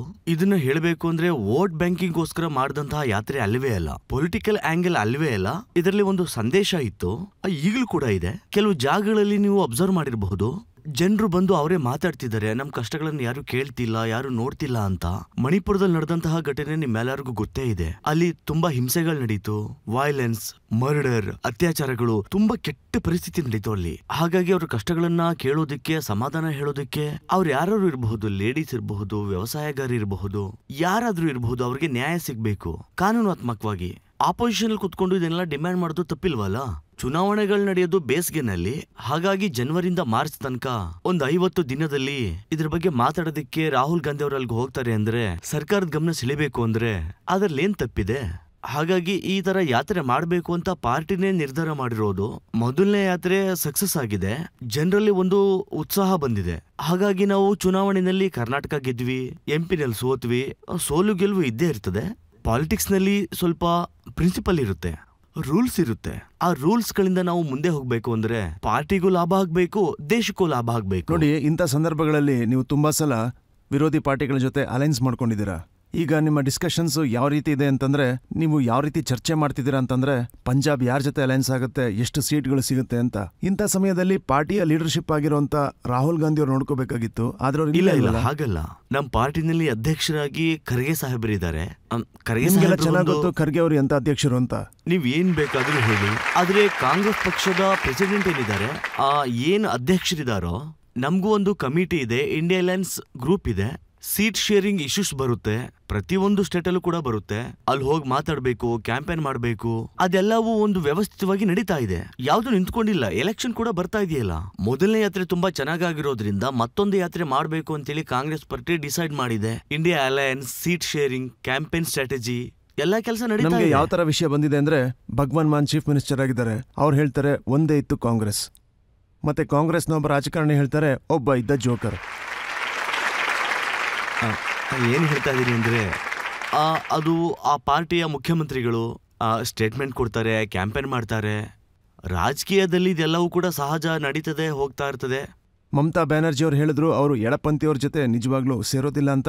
ಅವ್ರು ಹೇಳೋದೇನು ಅಂತಂದ್ರೆ, ಇಲ್ಲಿವರೆಗೂ ಕಾಂಗ್ರೆಸ್ ಪಾರ್ಟಿನ ಎಡಪಂಕ್ತಿಯವರೇ ನಡೆಸ್ತಾ ಇರೋದು ಅಂತ. ಇಲ್ಲ, ಅವ್ರ ಮಾತನ್ನ ನಾನು ಒಪ್ಕೊಳ್ಳೋದೇ ಇಲ್ಲ. ಮಮತಾ ಬ್ಯಾನರ್ಜಿ ತುಂಬಾ ದೊಡ್ಡ ಲೀಡರು, ಸಿಎಂ ಆಗಿದ್ದಾರೆ. ಹಾಗಾಗಿ ಬಂಗಾಳದಲ್ಲಿ ಅವ್ರಿಗೆ ಆದಂತಹ ಒಂದು ಇಮೇಜ್ ಇದೆ. ಆದ್ರೆ ಇಂಡಿಯಾ ಅಲೈನ್ಸ್ ಅಲ್ಲಿ ಎಲ್ಲರೂ ಕೂಡ ಸರಿಸಮನಾಗಿದ್ದೀವಿ. ಬಂಗಾಳ ಸೀಟ್ ಬಗ್ಗೆ ನಾವು ಈಗಾಗಲೇ ಚರ್ಚೆ ಮಾಡಿದೀವಿ, ಅದ್ರ ಬಗ್ಗೆ ಬೇಗ ರಿಸಲ್ಟ್ ಗೊತ್ತಾಗುತ್ತೆ. ಆದ್ರೆ ನಮ್ಮ ಉದ್ದೇಶಗಳು ಏನು ಅಂದ್ರೆ, ಇಂಡಿಯಾ ಅಲೈನ್ಸ್ ಅಲ್ಲಿ ಪಾರ್ಟ್ನರ್ಸ್ ಗಳೇನಿದ್ದಾರೆ, ಆ ಎಲ್ಲಾ ಪಾರ್ಟ್ನರ್ಸ್ ಗಳಿಂದ ವೋಟ್ ಗಳನ್ನ ಒಂದು ಮಾಡಿದ್ರೆ 60% ಮೇಲೆ ನಮಗೆ ವೋಟ್ ಸಿಕ್ಕಿದೆ. ಆದ್ರೆ ಇಂಡಿಯಾ ಪಾರ್ಟ್ನರ್ಸ್ ಅಲ್ಲಿ 35% ಗಿಂತ ಕಮ್ಮಿ ವೋಟ್ ಸಿಕ್ಕಿದೆ. ಅದಕ್ಕೆ ಬಿಜೆಪಿ ಅವರೆಲ್ಲ ಭಯ ಪಡ್ತಿರೋದು. ಇಂಡಿಯಾ ಅಲೈನ್ಸ್ ಅಲ್ಲಿರೋರು ಎಲ್ಲರೂ ಸೇರಿ ಫೈಟ್ ಮಾಡಿದ್ರೆ ಎಲೆಕ್ಷನ್ 1-1 ಆಯ್ತು ಅಂತ ಹೇಳಿದ್ರೆ ಏನ್ ಬೇಕಾದ್ರೂ ಆಗಬಹುದು. ಅದಕ್ಕೋಸ್ಕರ ನಮ್ಮ ಯೂನಿಟಿನ ನೋಡಿ ಅವರು ಎಲ್ಲರೂ ತುಂಬಾ ಭಯ ಪಡ್ತಿದ್ದಾರೆ. ಜೊತೆಗೆ ಸೀಟ್ ಬಗ್ಗೆ ಮಾತಾಡಬೇಕು ಅಂತಂದ್ರೆ ಎಲ್ಲಾ ಪಾರ್ಟಿಯವ್ರಿಗೂ ಕೂಡ ಇದು ಮಹತ್ವನೇ. ಬಂಗಾಳ ಇರಬಹುದು, ಮಹಾರಾಷ್ಟ್ರ ಇರಬಹುದು, ಬಿಹಾರ್ ಇರಬಹುದು. ಆದ್ರೆ ಕ್ಯಾಪಿಟಲ್ ಲೆವೆಲ್ ಅಲ್ಲಿ, ಪ್ಯಾನ್ ಇಂಡಿಯಾ ಲೆವೆಲ್ ಅಲ್ಲಿ ಬಿಜೆಪಿಗೆ ನ್ಯಾಷನಲ್ ಲೆವೆಲ್ ಅಲ್ಲಿ ಚಾಲೆಂಜ್ ಮಾಡಬೇಕು ಅಂದ್ರೆ ಅದು ಕಾಂಗ್ರೆಸ್ ಪಾರ್ಟಿ ಮಾತ್ರ. ಹಾಗಾಗಿ ಸ್ವಲ್ಪ ಗಿವ್ ಅಂಡ್ ಟೇಕನ್ ನಡೀತಾನೆ ಇದೆ. ಸೀಟ್ ಶೇರಿಂಗ್ ಅಲ್ಲಿ ಅದು ಇದು ಆಗ್ತಾನೆ ಇರುತ್ತೆ. ಯಾಕಂದ್ರೆ ಈ ಎಲೆಕ್ಷನ್ ನಾವು ಗೆಲ್ಲೇಬೇಕು, ದೇಶಕ್ಕಾಗಿ, ದೇಶದ ಜನರಿಗೋಸ್ಕರ, ಸಂವಿಧಾನಕ್ಕೋಸ್ಕರ. ಅವಾಗ್ಲೇನೆ ಡೆಮಾಕ್ರಸಿ ಗೆಲ್ಲೋಕ್ ಸಾಧ್ಯ. ಹಾಗಾಗಿ ಇಂಡಿಯಾ ಅಲೈನ್ಸ್ ನ ಒಂದು ರೂಲ್ಸ್ ಗಳೇನಿದೆ, ಒಗ್ಗಟ್ಟೇನಿದೆ, ಅದು ಬೇಗ ಒಂದು ರೂಪ ಪಡ್ಕೊಳ್ಳುತ್ತೆ. ಸೀಟ್ ಶೇರಿಂಗ್ ಕೂಡ ಆಗುತ್ತೆ. ಚಿಂತೆ ಇಲ್ವೇ ನಿಮಗೆ? ಸಮಯ ತುಂಬಾ ಕಮ್ಮಿ ಇದೆ. ಈಗ ಏನ್ ಮಾಡ್ಬೇಕು, ಏನ್ ಮಾಡಬಾರ್ದು, ಮತ್ತೆ ಪ್ರಧಾನಮಂತ್ರಿಗಳನ್ನ ಹೇಗೆ ಕೆಳಗಿಳಿಸ್ಬೇಕು ಅಂತ? ಇಲ್ಲ, ಗೆಲ್ತೀವೋ ಇಲ್ಲ ಸೋಲ್ತೀವೋ ಅಂತ? ಇಲ್ಲ ಇಲ್ಲ ಇಲ್ಲ ಅದು ಮೊದಲೇ ನಿರ್ಧಾರ ತಗೊಂಡಿದ್ವಿ. ನಾವು ದೊಡ್ಡ ಪೋಸ್ಟ್ಗೋಸ್ಕರ ಕೆಲಸ ಮಾಡೋಕ್ಕಾಗೋದಿಲ್ಲ. ಹಾಗಾಗಿ ಯಾರು ಎಲ್ಲಿ ಕೂತ್ಕೋಬೇಕು ಅಂತ ಮೊದಲೇ ನಿರ್ಧಾರ ಮಾಡಿರ್ತೀವಿ. ಮೊದಲು ಎಲ್ಲರೂ ಸೇರ್ಬೇಕು. ಅದನ್ನ ನಾವು ಎಲ್ಲರೂ ಮೊದಲೇ ನಿರ್ಧಾರ ಮಾಡಿರ್ತೀವಿ. ಎಲ್ಲರೂ ಬೇರೆ ಬೇರೆ ಕಡೆಯಿಂದ ಬಂದಿರ್ತಾರೆ, ಬೇರೆ ಬೇರೆ ಅಭಿಪ್ರಾಯಗಳಿರ್ತವೆ, ಕೆಲವು ಟೈಮಲ್ಲಿ ವಾದಗಳಾಗ್ತವೆ, ಜಗಳಗಳಾಗ್ತವೆ. ನೀವೇ ಯೋಚನೆ ಮಾಡಿ, ಇಷ್ಟು ದೊಡ್ಡ ದೇಶದಲ್ಲಿ ಎಲ್ಲಾ ಪಾರ್ಟಿಗಳು ಒಂದಾಗಿ ಸೇರೋದು ಅಷ್ಟೇ ಅಲ್ಲದೆ ಸ್ಮೂತ್ ಆಗಿ ಮುಂದೆ ಕರ್ಕೊಂಡು ಹೋಗೋದು ಅಷ್ಟೊಂದು ಸುಲಭದ ಕೆಲಸ ಅಲ್ಲ. ಆದ್ರೆ ಇದು ಬೇಕು ಅಂತ ಎಲ್ಲರಿಗೂ ಗೊತ್ತು. ಅದಕ್ಕೆ ಇಂಡಿಯಾ ಅಲಯನ್ಸ್ ನ ಹುಟ್ಟು ಹಾಕಿದ್ದು. ನನಗ್ ಗೊತ್ತಿರೋ ಹಾಗೆ ಈ ಅಲಯನ್ಸ್ ಕರೆಕ್ಟ್ ಆಗಿ ಎಲ್ಲ ಸೇರ್ತು ಅಂದ್ರೆ, ಎಲ್ಲರೂ ಸೇರಿ ಒಗ್ಗಟ್ಟಾಗಿ ಹೋಯ್ತು ಅಂತ ಹೇಳಿದ್ರೆ ಒಂದು ಒಳ್ಳೆ ಎಲೆಕ್ಷನ್ ಆಗುತ್ತೆ. NDA ಆಪೋಸಿಟ್ ಆಗಿ. ಮತ್ತೆ NDA ಪಾರ್ಟ್ನರ್ಸ್ ಏನಿದ್ದಾರೆ, ಅಕಾಲದಳ ಇರಬಹುದು, ಶಿವಸೇನೆ ಇರಬಹುದು, JDU, ಬೇರೆ ಬೇರೆ ಇರಬಹುದು, ಎಲ್ಲರೂ BJP ಬಿಟ್ಟು ಹೋಗಿದ್ದಾರೆ. ಸ್ವತಂತ್ರವಾಗಿ ಗೆಲ್ಬೇಕು ಅಂತೇಳಿ ಮೈದಾನ ಬಿಟ್ಟು ಹೋಗಿದ್ದಾರೆ. ಎಲೆಕ್ಷನ್ ಬಂದಾಗ ಎಲ್ಲ ಗೊತ್ತಾಗುತ್ತೆ. ನೀವು ಹೇಳ್ತಾ ಇದ್ದೀರಾ ಇಶ್ಯೂಗಳ ವಿರುದ್ಧ ಹೋರಾಡ್ತೀರಿ ಅಂತ. ಈಗ ಒಂದು ದೊಡ್ಡ ಇಶ್ಯೂ ಏನು ಅಂತಂದ್ರೆ, ಅದು ಕಳೆದ 9 ವರ್ಷದಿಂದ ರಾಹುಲ್ ಗಾಂಧಿಯವರ ಮನಸ್ಸಲ್ಲಿ ಏನಿದೆ ಅದು ಅಡಾನಿ. ಅವ್ರು ಹೇಳ್ತಾರೆ ಮೋದಿಯವರು ಅಡಾನಿಯವ್ರಿಗೆ ಏರ್ಪೋರ್ಟ್ನ ಕೊಟ್ಟರು, ಜಮೀನ ಕೊಟ್ಟರು, ಅವ್ರಿಗೆ ಫೇವರ್ ಮಾಡಿದ್ರು, ಅವ್ರಿಗೆ ಪೋರ್ಟ್ ಕೊಟ್ಟರು ಅಂತ. ಆದರೆ ಕಾಂಗ್ರೆಸ್ನ ಮುಖ್ಯಮಂತ್ರಿ ರೇವಂತ್ ರೆಡ್ಡಿ ಅವರು ಈಗ ತಾನೇ ಮುಖ್ಯಮಂತ್ರಿ ಆಗಿದ್ದಾರೆ ತೆಲಂಗಾಣಕ್ಕೆ. ಆಗ್ತಿದ್ದ ಹಾಗೆ ಅವರು ಮೊದಲ ಅಗ್ರಿಮೆಂಟು ಅಡಾನಿಯವ್ರ ಜೊತೆ ಮಾಡ್ಕೊಂಡಿದ್ದಾರೆ. 12,400 ಕೋಟಿಯಷ್ಟು. ಯಾರೇ ಆಗಿರಬಹುದು, ಬಿಸ್ನೆಸ್ ಮ್ಯಾನ್ ಇರಬಹುದು ಅಥವಾ ಇಂಡಸ್ಟ್ರಿಯಲಿಸ್ಟ್ ಇರಬಹುದು, ಅವ್ರಿಗೆ ಒಂದು ಅವರ ಕಾಂಪಿಟಿಷನ್ ಅಲ್ಲಿ ಬಿಡ್ಡಿಂಗ್ ಅಲ್ಲಿ ಕ್ವಾಲಿಫೈ ಆಗಿ ಬಂದ್ರು ಅಂದ್ರೆ, ದೇಶದಲ್ಲಿ ಇನ್ವೆಸ್ಟ್ಮೆಂಟ್ ಮಾಡ್ತು ಅಂದ್ರೆ ಯಾವುದೇ ಸ್ಟೇಟು ಅದನ್ನ ವೆಲ್ಕಮ್ ಮಾಡುತ್ತೆ. ಅದರಿಂದ ಕೆಲಸ ಶುರು ಆಗುತ್ತೆ, ಕೆಲಸ ಸಿಗ್ತವೆ. ಆದ್ರೆ ರೂಲ್ಸ್ ರೆಗ್ಯುಲೇಷನ್ಗಳನ್ನ ನೀವು ಬಿಟ್ಬಿಟ್ಟು ನೀವೊಂದು ಅಡ್ಡದಾರಿನಲ್ಲಿ ಹೋಯ್ತು ಅಂತ ಹೇಳಿದ್ರೆ, ಎಲ್ಲ ದೊಡ್ಡ ದೊಡ್ಡ ಕೆಲಸಗಳನ್ನು ಒಬ್ಬರಿಗೆ ಕೊಡಬೇಕು ಅಂತ ನೀವು ನಿರ್ಧಾರ ಮಾಡ್ತು ಅಂತ ಹೇಳಿದ್ರೆ, ಯಾರಾದ್ರೂ ಒಂದಿಬ್ಬರು ಕೊಡಬೇಕು ಅಂತ ನಿರ್ಧಾರ ಮಾಡ್ತು ಅಂದ್ರೆ ಅದು ದೇಶದ ಸಂಪತ್ತಾಗಿರುತ್ತೆ. ಅಲ್ಲಿ ಒಂದು ಟ್ರಾನ್ಸ್ಪರೆಂಟ್ ಆಗಿ ಎಲ್ಲ ಕೆಲಸಗಳನ್ನು ಮಾಡ್ಬೇಕಾಗತ್ತೆ. ನಾವು ಕೇಳೋಂತ ಪ್ರಶ್ನೆ ಒಂದೇ, ಏನಾದ್ರು ಸಂದೇಹ ಇತ್ತು ಅಂದ್ರೆ ದಯವಿಟ್ಟು ಆ ವಿಚಾರಗಳನ್ನ ಹೊರಗಡೆ ತಗೊಂಡ್ ಬಂದು ಚರ್ಚೆ ಮಾಡಿ. ಟ್ರಾನ್ಸ್ಪರೆಂಟ್ ಆಗಿ ಕೆಲಸ. ಸಚಿನ್, ರಾಜಸ್ಥಾನದಲ್ಲಿ ನಿಮ್ಮ ಸರ್ಕಾರ ಇತ್ತು, ಸಚಿನ್ ಗೈಲಾಕ್ ಅವರ ಸರ್ಕಾರ. ಅವರು 25,000 ಇನ್ವೆಸ್ಟ್ಮೆಂಟ್ ನ ಸೈನ್ ಮಾಡಿದ್ರು. ಇದು ನಿಮ್ ಸರ್ಕಾರನೇ ಮಾಡಿದ್ದು. ನೀವು ಮಾಡಿದಾಗ ಅದು ಸರಿನಾ? ಇಲ್ಲ, ಆತರ ಅಲ್ಲ. 1,00,000 ಕೋಟಿ ಇನ್ವೆಸ್ಟ್ ಮಾಡಿ, ಆದ್ರೆ ಮೊದಲು ಬಿಡ್ಡಿಂಗ್ ಮಾಡಿ, ಅದರಲ್ಲಿ ನೀವು ಕ್ವಾಲಿಫೈ ಆಗಿ ರೂಲ್ಸ್ ಅಂಡ್ ರೆಗ್ಯುಲೇಷನ್ ನ ಫಾಲೋ ಮಾಡಿ. ಆಗ ಯಾವುದೇ ರೀತಿ ಸಮಸ್ಯೆನೇ ಬರೋದು. ನೋಡಿ, ಅಡಾನಿ ಅವ್ರನ್ನ ಇದೇ ಕಾರ್ಯಕ್ರಮದಲ್ಲಿ ನಾನು ಕೇಳಿದೆ ಇದೆಲ್ಲ ಹೇಗ್ ಸಿಕ್ತು ಅಂತ. ಅದಕ್ಕೆ ಅವ್ರು ಹೇಳಿದ್ರು, ನಾನು ಒಂದು ವಿಚಾರನು ಕೂಡ ಸ್ಪಷ್ಟವಾಗಿ ಹೇಳ್ತೀನಿ, ಇದೆಲ್ಲವನ್ನು ನಾನು ಕಾಂಪಿಟೇಟಿವ್ ಬಿಡ್ಡಿಂಗ್ ಇಂದಾನೆ ಮಾಡಿದ್ದು, ಯಾರು ಯಾವ ಫೇವರ್ನು ಮಾಡಿಲ್ಲ. ಆದ್ರೆ ರಾಹುಲ್ ಅವ್ರಿಗೆ ಯಾಕಿಷ್ಟು ಚಿಂತೆ ಅಂತ ಅವ್ರಿಗೆ ಗೊತ್ತಾಗ್ಲಿಲ್ಲ. ಇಲ್ಲ, ಆತರ ಅಲ್ಲ. ಕೆಲವು ವಿಚಾರಗಳೆಲ್ಲ ನಡೀತವೆ, ಅದರಲ್ಲಿ ಯಾವ್ದು ಸ್ಪಷ್ಟೀಕರಣನೇ ಇರೋದಿಲ್ಲ. ನೋಡಿ, ನಿಮ್ಗೆ ಎಲ್ಲವೂ ಗೊತ್ತಿದೆ, ಈ ಬಿಡ್ಡಿಂಗ್ ಪ್ರೊಸೆಸ್ ಏನಿದೆ ಇದನ್ನ ಬೇರೆ ರೀತಿಯಲ್ಲೂ ಕೂಡ ಮ್ಯಾನೇಜ್ ಮಾಡಬಹುದು. ಅದರಲ್ಲಿ ಏನಾದ್ರೂ ಎಲ್ಲಿ ಕಾಂಗ್ರೆಸ್ ಸರ್ಕಾರ ಇರುತ್ತೋ ಅಲ್ಲಿ ಮ್ಯಾನೇಜ್ ಆಗಲ್ಲ, ಎಲ್ಲಿ BJP ಸರ್ಕಾರ ಇರುತ್ತೋ ಅಲ್ಲಿ ಮ್ಯಾನೇಜ್ ಆಗುತ್ತೆ ಅಂತನಾ? ನಾವು ಇದನ್ನ ಸ್ಟೇಟ್ ವೈಸ್ ಆಗಿ ಮಾತಾಡಲೇಬೇಕಾಗುತ್ತೆ. ಇದು ಡಬಲ್ ಸ್ಟ್ಯಾಂಡರ್ಡ್ ಅಂತೂ ಆಗಲ್ಲ. ನೋಡಿ, ನೀವು 9 ವರ್ಷಗಳಿಂದ ನಿರಂತರ ಅಂಬಾನಿ ಅಡಾನಿ ಅವ್ರ ಬಗ್ಗೆ ಮಾತಾಡ್ತೀರಾ, ಮತ್ತೆ ಕಾಂಗ್ರೆಸ್ ಸರ್ಕಾರನೇ ಅವ್ರಿಗೆ ಕಾಂಟ್ರಾಕ್ಟು ಕೊಡ್ತೀರಾ. ಯಾವ್ದಾದ್ರೂ ಇಂಡಸ್ಟ್ರಿಯಲ್ ಗ್ರೂಪ್ ಅಲ್ಲಿ ಟ್ರಾನ್ಸ್ಪರೆಂಟ್ ಆಗಿ ಮಾಡಿದ್ರೆ ಮಾತ್ರ ಅದನ್ನ ಒಪ್ಕೊಳ್ಳೋದಕ್ಕೆ ಸಾಧ್ಯ ಆಗುತ್ತೆ, ಅದನ್ನ ಮಾಡಬಹುದು. ಆದ್ರೆ ನಾನ್ ಟ್ರಾನ್ಸ್ಪರೆಂಟ್ ಆಯ್ತು ಅಂದ್ರೆ ಅದು ಕಾಂಗ್ರೆಸ್ ಸರ್ಕಾರನೇ ಇರಬಹುದು. ಅದನ್ನ ಎನ್ಕ್ವೈರಿ ಮಾಡಬೇಕು. ನನ್ಗನ್ಸೋ ಹಾಗೆ ಎಲ್ಲವೂ ಸರಿಯಾಗಿ ನಡೀಬೇಕು. ಎಲ್ಲಿಯಾದ್ರೂ ತಪ್ಪು ನಡೀತಾ ಇದೆ ಅಂತ ಜನರಿಗೆ ಗೊತ್ತಾಯ್ತು ಅಂತ ಹೇಳಿದ್ರೆ, ಅಥವಾ ಕೇಸು ಕೋರ್ಟ್ಗೆ ಹೋಗುತ್ತೆ, ಏನೋ ತಪ್ಪಾಗ್ತಿದೆ ಅನ್ನೋ ವಿಚಾರ ನಮ್ಗೆ ಗೊತ್ತಾಯ್ತು ಅಂತ ಹೇಳಿದ್ರೆ ಅದನ್ನ ತಪ್ಪು ಅಂತ ಹೇಳ್ಬೇಕಾಗತ್ತೆ. ಡಿಫೆಂಡ್ ಮಾಡೋದಕ್ಕೆ ಕಷ್ಟ ಆಗ್ತಿದೆ. ಖಂಡಿತ ಇಲ್ಲ. ನಾವು UPA ಗೌರ್ಮೆಂಟ್ ಅಲ್ಲಿ ಇರ್ಬೇಕಾದ್ರೆ ಪ್ರತಿದಿನ ಏನಾದ್ರೂ ಆರೋಪ ಇರ್ತಾ ಇತ್ತು. ಕ್ರೋನಿ ಕ್ಯಾಪಿಟಲಿಸಂ ಹಾಗಾಗ್ತಿದೆ, ಹೀಗಾಗ್ತಿದೆ ಅಂದ್ರು. ಈಗ 10 ವರ್ಷದಿಂದ BJP ಸರ್ಕಾರ ಇದೆ, ಒಂದು ಏನು ಪ್ರೂವ್ ಮಾಡಿಲ್ಲ.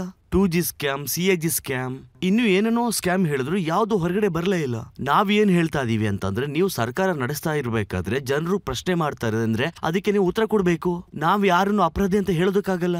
ನೀವುಗಳೇ ಜಡ್ಜು, ಪ್ರಶ್ನೆಗಳನ್ನ ನೀವು ಕೇಳಬೇಕು. ನಮ್ಮನ್ನ ಪ್ರಶ್ನೆಗಳನ್ನೇ ಕೇಳಿಲ್ಲ ಅಂದ್ರೆ ಹೇಗೆ? ಈಗ ಪ್ರಶ್ನೆಗಳನ್ನ ಕೇಳಿದ್ರೆ ಹೇಗಂದ್ರೆ, ಪಾರ್ಲಿಮೆಂಟ್ ಬಿಟ್ಟು ಎಲ್ಲ ಹೊರಗಡೆ ಹೋಗಿ ಅಂತ ಹೇಳ್ತೀರಾ, ಪ್ರಶ್ನೆ ಮಾಡಿದ್ರೆ ನಮ್ಮನ್ನ ದೇಶದ್ರೋಹಿಗಳು ಅಂತ ಹೇಳ್ತೀರಾ, ಪ್ರಶ್ನೆ ಕೇಳಿದ್ರೆ ನೀವು ಹಾಗ್ ಮಾಡಿದ್ರಿ ಹೀಗ್ ಮಾಡಿದ್ರಿ ಅಂತೀರಾ.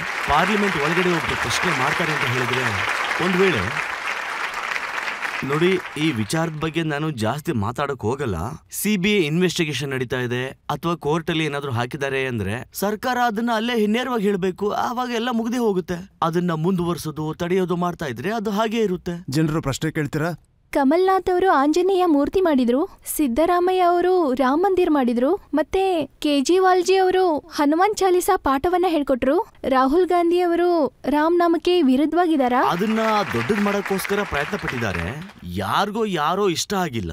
ಒಬ್ಬೊಬ್ಬರಿಗೂ ಅವರ ಭಕ್ತಿ, ಅವರ ಧರ್ಮ, ಅವ್ರು ಯಾರನ್ನ ಬೇಕಾದ್ರೂ ಪೂಜೆ ಮಾಡಬಹುದು, ಅದು ಅವ್ರಿಷ್ಟ. ಕೆಲವರು ಇದ್ರ ಬಗ್ಗೆ ತುಂಬಾ ಜಾಸ್ತಿ ಮಾತಾಡ್ತಾರೆ. ಆದ್ರೆ ಈ ರೀತಿ ವಿಚಾರಗಳನ್ನ ನಾನು ನಂಬಕ್ ಹೋಗೋದೇ ಇಲ್ಲ. ರಾಹುಲ್ ಗಾಂಧಿ ಆ ರೀತಿ ಮನುಷ್ಯ ಅಲ್ಲ. ಜನರಿಗೆ ಈಗಿರೋ ತಲೆನೋವೇನು ಅಂತಂದ್ರೆ, ನಿಮ್ಮ ಅಲಯನ್ಸ್ ಅಲ್ಲಿ ಸೇರ್ಕೊಂಡಿರೋ ಆ DMK, ಅದರ ರಾಜಕಾರಣಿ ಸ್ಟಾಲಿನ್ ಮತ್ತು ಅವರ ಮಗ ಉದಯನಿಧಿ, ಅವ್ರು ಹೇಳ್ತಾರೆ ಸನಾತನ ಧರ್ಮ ಡೆಂಗ್ಯೂ ಮತ್ತೆ ಮಲೇರಿಯಾ ಥರ ಹೇಗೆ ಈ ರೋಗಗಳನ್ನು ನಿರ್ಮೂಲನೆ ಮಾಡ್ತೀವೋ ಹಾಗೆ ಸನಾತನ ಧರ್ಮವನ್ನು ಮುಗಿಸ್ಬೇಕು ಅಂತ. ಅವ್ರ ಸ್ಟೇಟ್ಮೆಂಟನ್ನ ನಾನು ಓದದೆ ಆದ್ರೆ ತುಂಬಾ ತಪ್ಪಾಗಿ ಹೇಳಿದ್ದಾರೆ. ಮುಖ್ಯವಾಗಿ ಒಂದು ವಿಚಾರ ಮಾತಾಡಬೇಕು. ಸ್ಟಾಲಿನ್ ಅವರ ಮಗ ಮಾತಾಡೋದನ್ನ ದೊಡ್ಡ ವಿಚಾರ ಮಾಡೋ ಅಗತ್ಯ ಇಲ್ಲ. ಅವ್ರು ಹೇಳಿರೋದು ತಪ್ಪೆ. ಯಾವುದೇ ಮನುಷ್ಯನೇ ಆಗಿರಬಹುದು, ಯಾರ ಬಗ್ಗೆ ಆಗ್ಲಿ, ಯಾರ ಭಕ್ತಿ ಆಗ್ಲಿ, ಯಾರ ಧರ್ಮದ ಬಗ್ಗೆ ಆಗ್ಲಿ ಕೇವಲವಾಗಿ ಮಾತಾಡ್ತಾರೆ ಅಂದ್ರೆ ಅದನ್ನ ನಾನು ಒಪ್ಕೊಳ್ಳೋದಿಲ್ಲ, ಜೊತೆಗೆ ಸ್ವೀಕಾರ ಕೂಡ ಮಾಡೋದಿಲ್ಲ. ಹಾಗಾಗಿ ಯಾರಾದ್ರೂ ತಪ್ಪು ಮಾತಾಡ್ತು ಅಂತಂದ್ರೆ ಅದನ್ನ ನಾನು ಸರಿ ಅಂತ ಹೇಳೋದಿಲ್ಲ.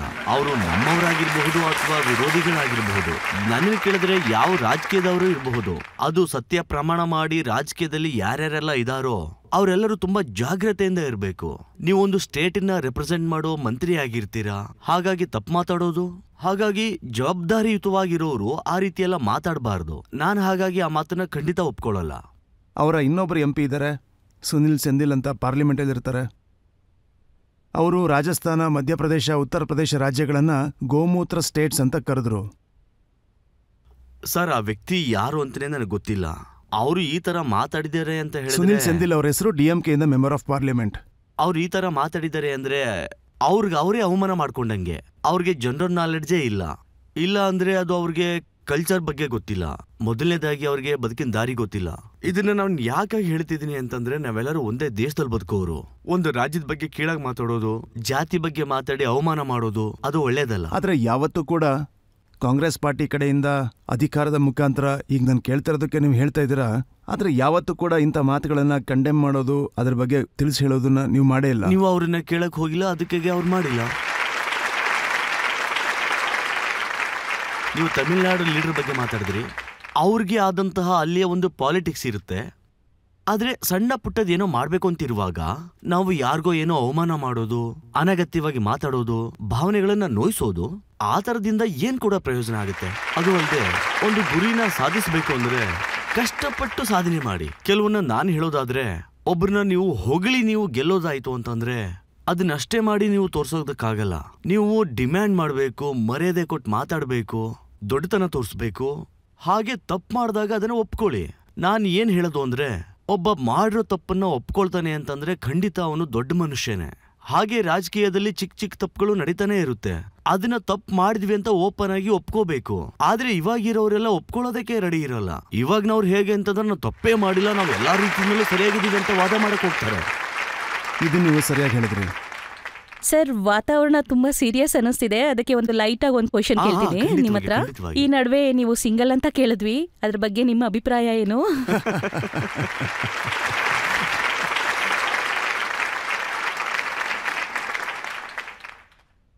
ಈ ತರ ತುಂಬಾ ಜನ ಹೆಣ್ಮಕ್ಳು ನಿಮ್ಮನ್ನ ಆಗಾಗ ಕೇಳ್ತಿರ್ತಾರೆ ಅನ್ಸುತ್ತಲ್ಲ.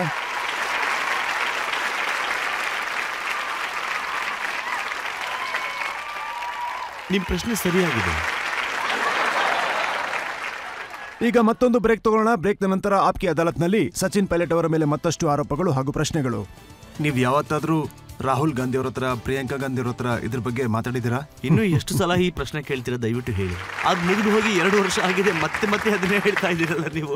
ಈಗ ಇನ್ನೊಂದು ಮಾತೇನು ಅಂದ್ರೆ, ನೀವು ಯಾವತ್ತೂ ಕೂಡ ಒಂದು ಪ್ರಶ್ನೆಗೆ ಸೀದಾ ಸಾದಾ ಉತ್ತರ ಕೊಟ್ಟೇ ಇಲ್ಲ ಅಂತ. ನಾನು ಇನ್ನು ಎಷ್ಟು ಅಂತ ಉತ್ತರ ಕೊಡ್ಲಿ? ನೀವು ಕೇಳಿದಕ್ಕೆಲ್ಲ ಕೊಟ್ಟಾಗಿದೆ. ಸರಿ, ನಿಮ್ ಮಾತನ್ನ ನಂಬ್ತೀನಿ, ನಾನು ಇನ್ನೇನು ಕೇಳಕ್ ಹೋಗಲ್ಲ. ಇನ್ನು ಕೇಳೋದಕ್ಕೆ ಏನಿದೆ?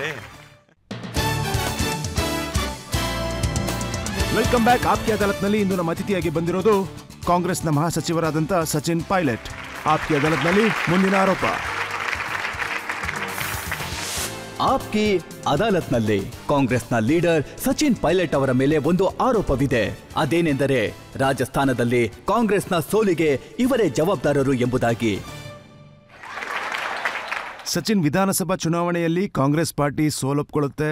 ನಿಮ್ಮ ರಾಜಕಾರಣಿ ಹೇಳ್ತಾರೆ, ಒಂದು ವೇಳೆ ನೀವು ಅಶೋಕ್ ಗೆಹ್ಲೋಟ್ ಅವ್ರ ಜೊತೆ ಕಿರಿಕಿರಿ ಮಾಡ್ಕೊಳ್ಳದೆ ಇಬ್ರು ಸೇರಿ ಎಲೆಕ್ಷನ್ನಲ್ಲಿ ಭಾಗವಹಿಸಿದ್ರೆ ಬಹುಶಃ ಸೋಲ್ತಾ ಇರಲಿಲ್ಲ ಅಂತ.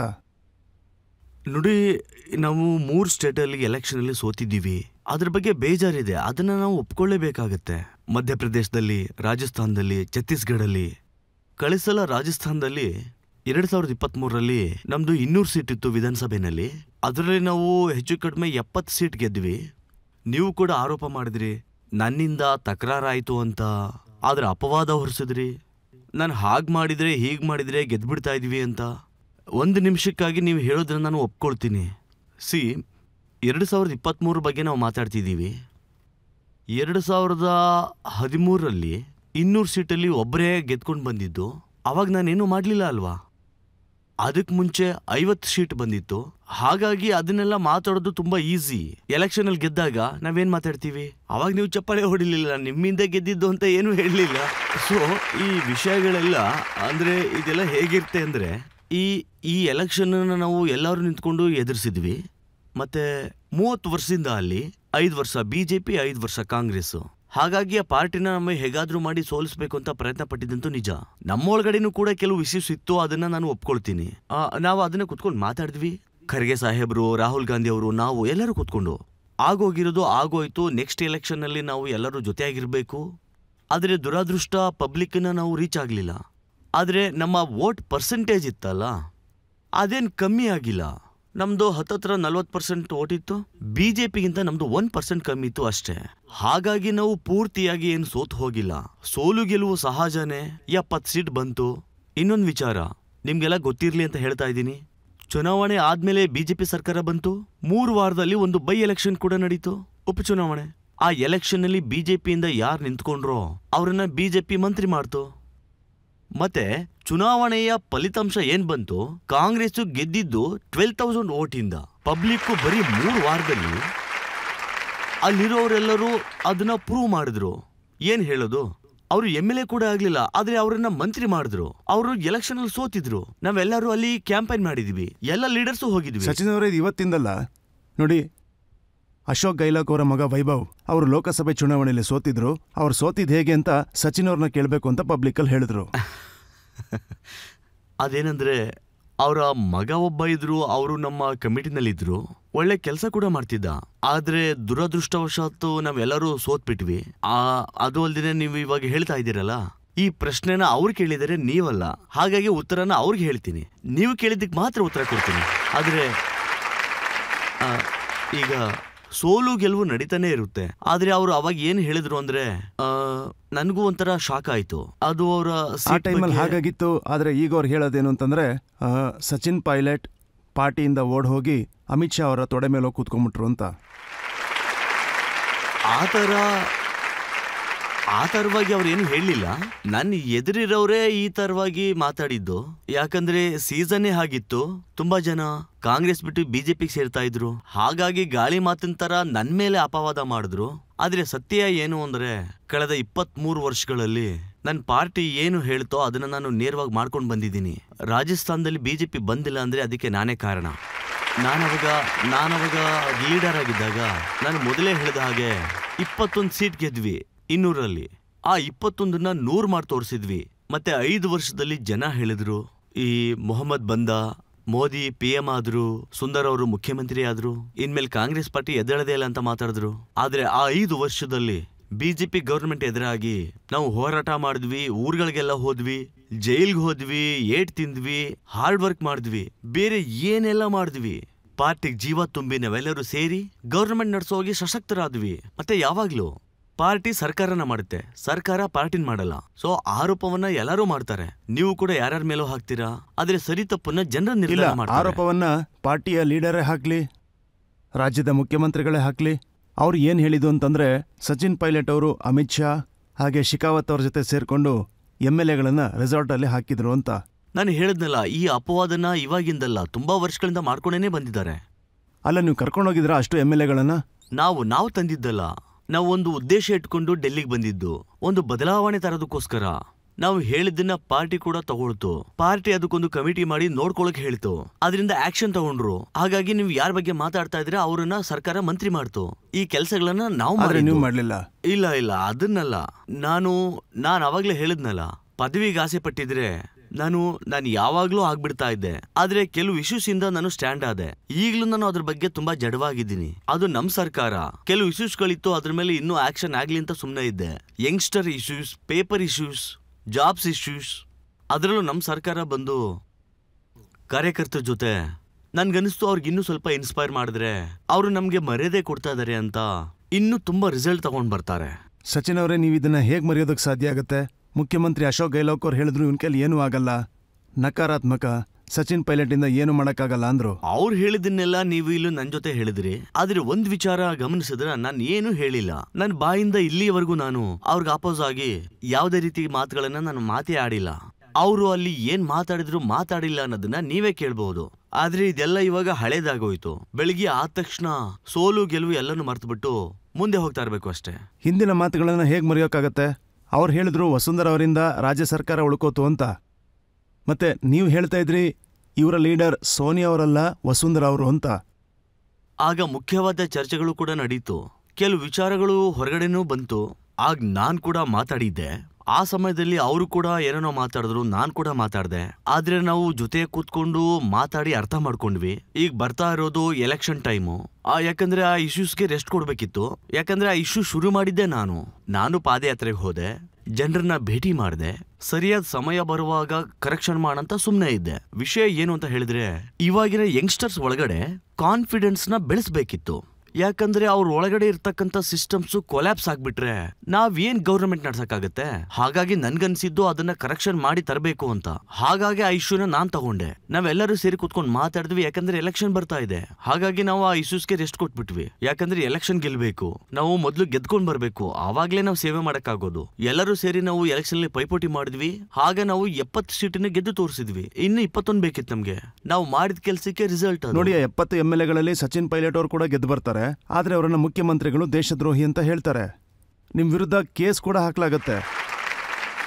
ನನ್ಗನ್ಸುತ್ತೆ ನೀವು ಇನ್ನೊಂದು ಪ್ರೋಗ್ರಾಮ್ ಮಾಡಿ ಅವ್ನ್ ಕರ್ಕೊಂಡ್ ಬಂದ್ಬಿಟ್ಟು ಆ ಪ್ರಶ್ನೆನ ಕೇಳಬೇಕು, ಅವ್ರು ಏನ್ ಹೇಳಿದ್ರು ಏನ್ ಹೇಳಿಲ್ಲ ಅಂತ. ಆದ್ರೆ ನನ್ಗೆ ಈ ದೇಶದ್ರೋಹಿ ಅಂತ ಪಟ್ಟ ಕಟ್ಟಿದ್ದೆಲ್ಲ ಅದೊಂದ್ ಕಡೆ ಇರ್ಲಿ, ತೊಂದರೆ ಇಲ್ಲ. ಅದಕ್ಕೇನಾದ್ರೂ ಕಾರಣ ಇರ್ಬೇಕಲ್ವಾ?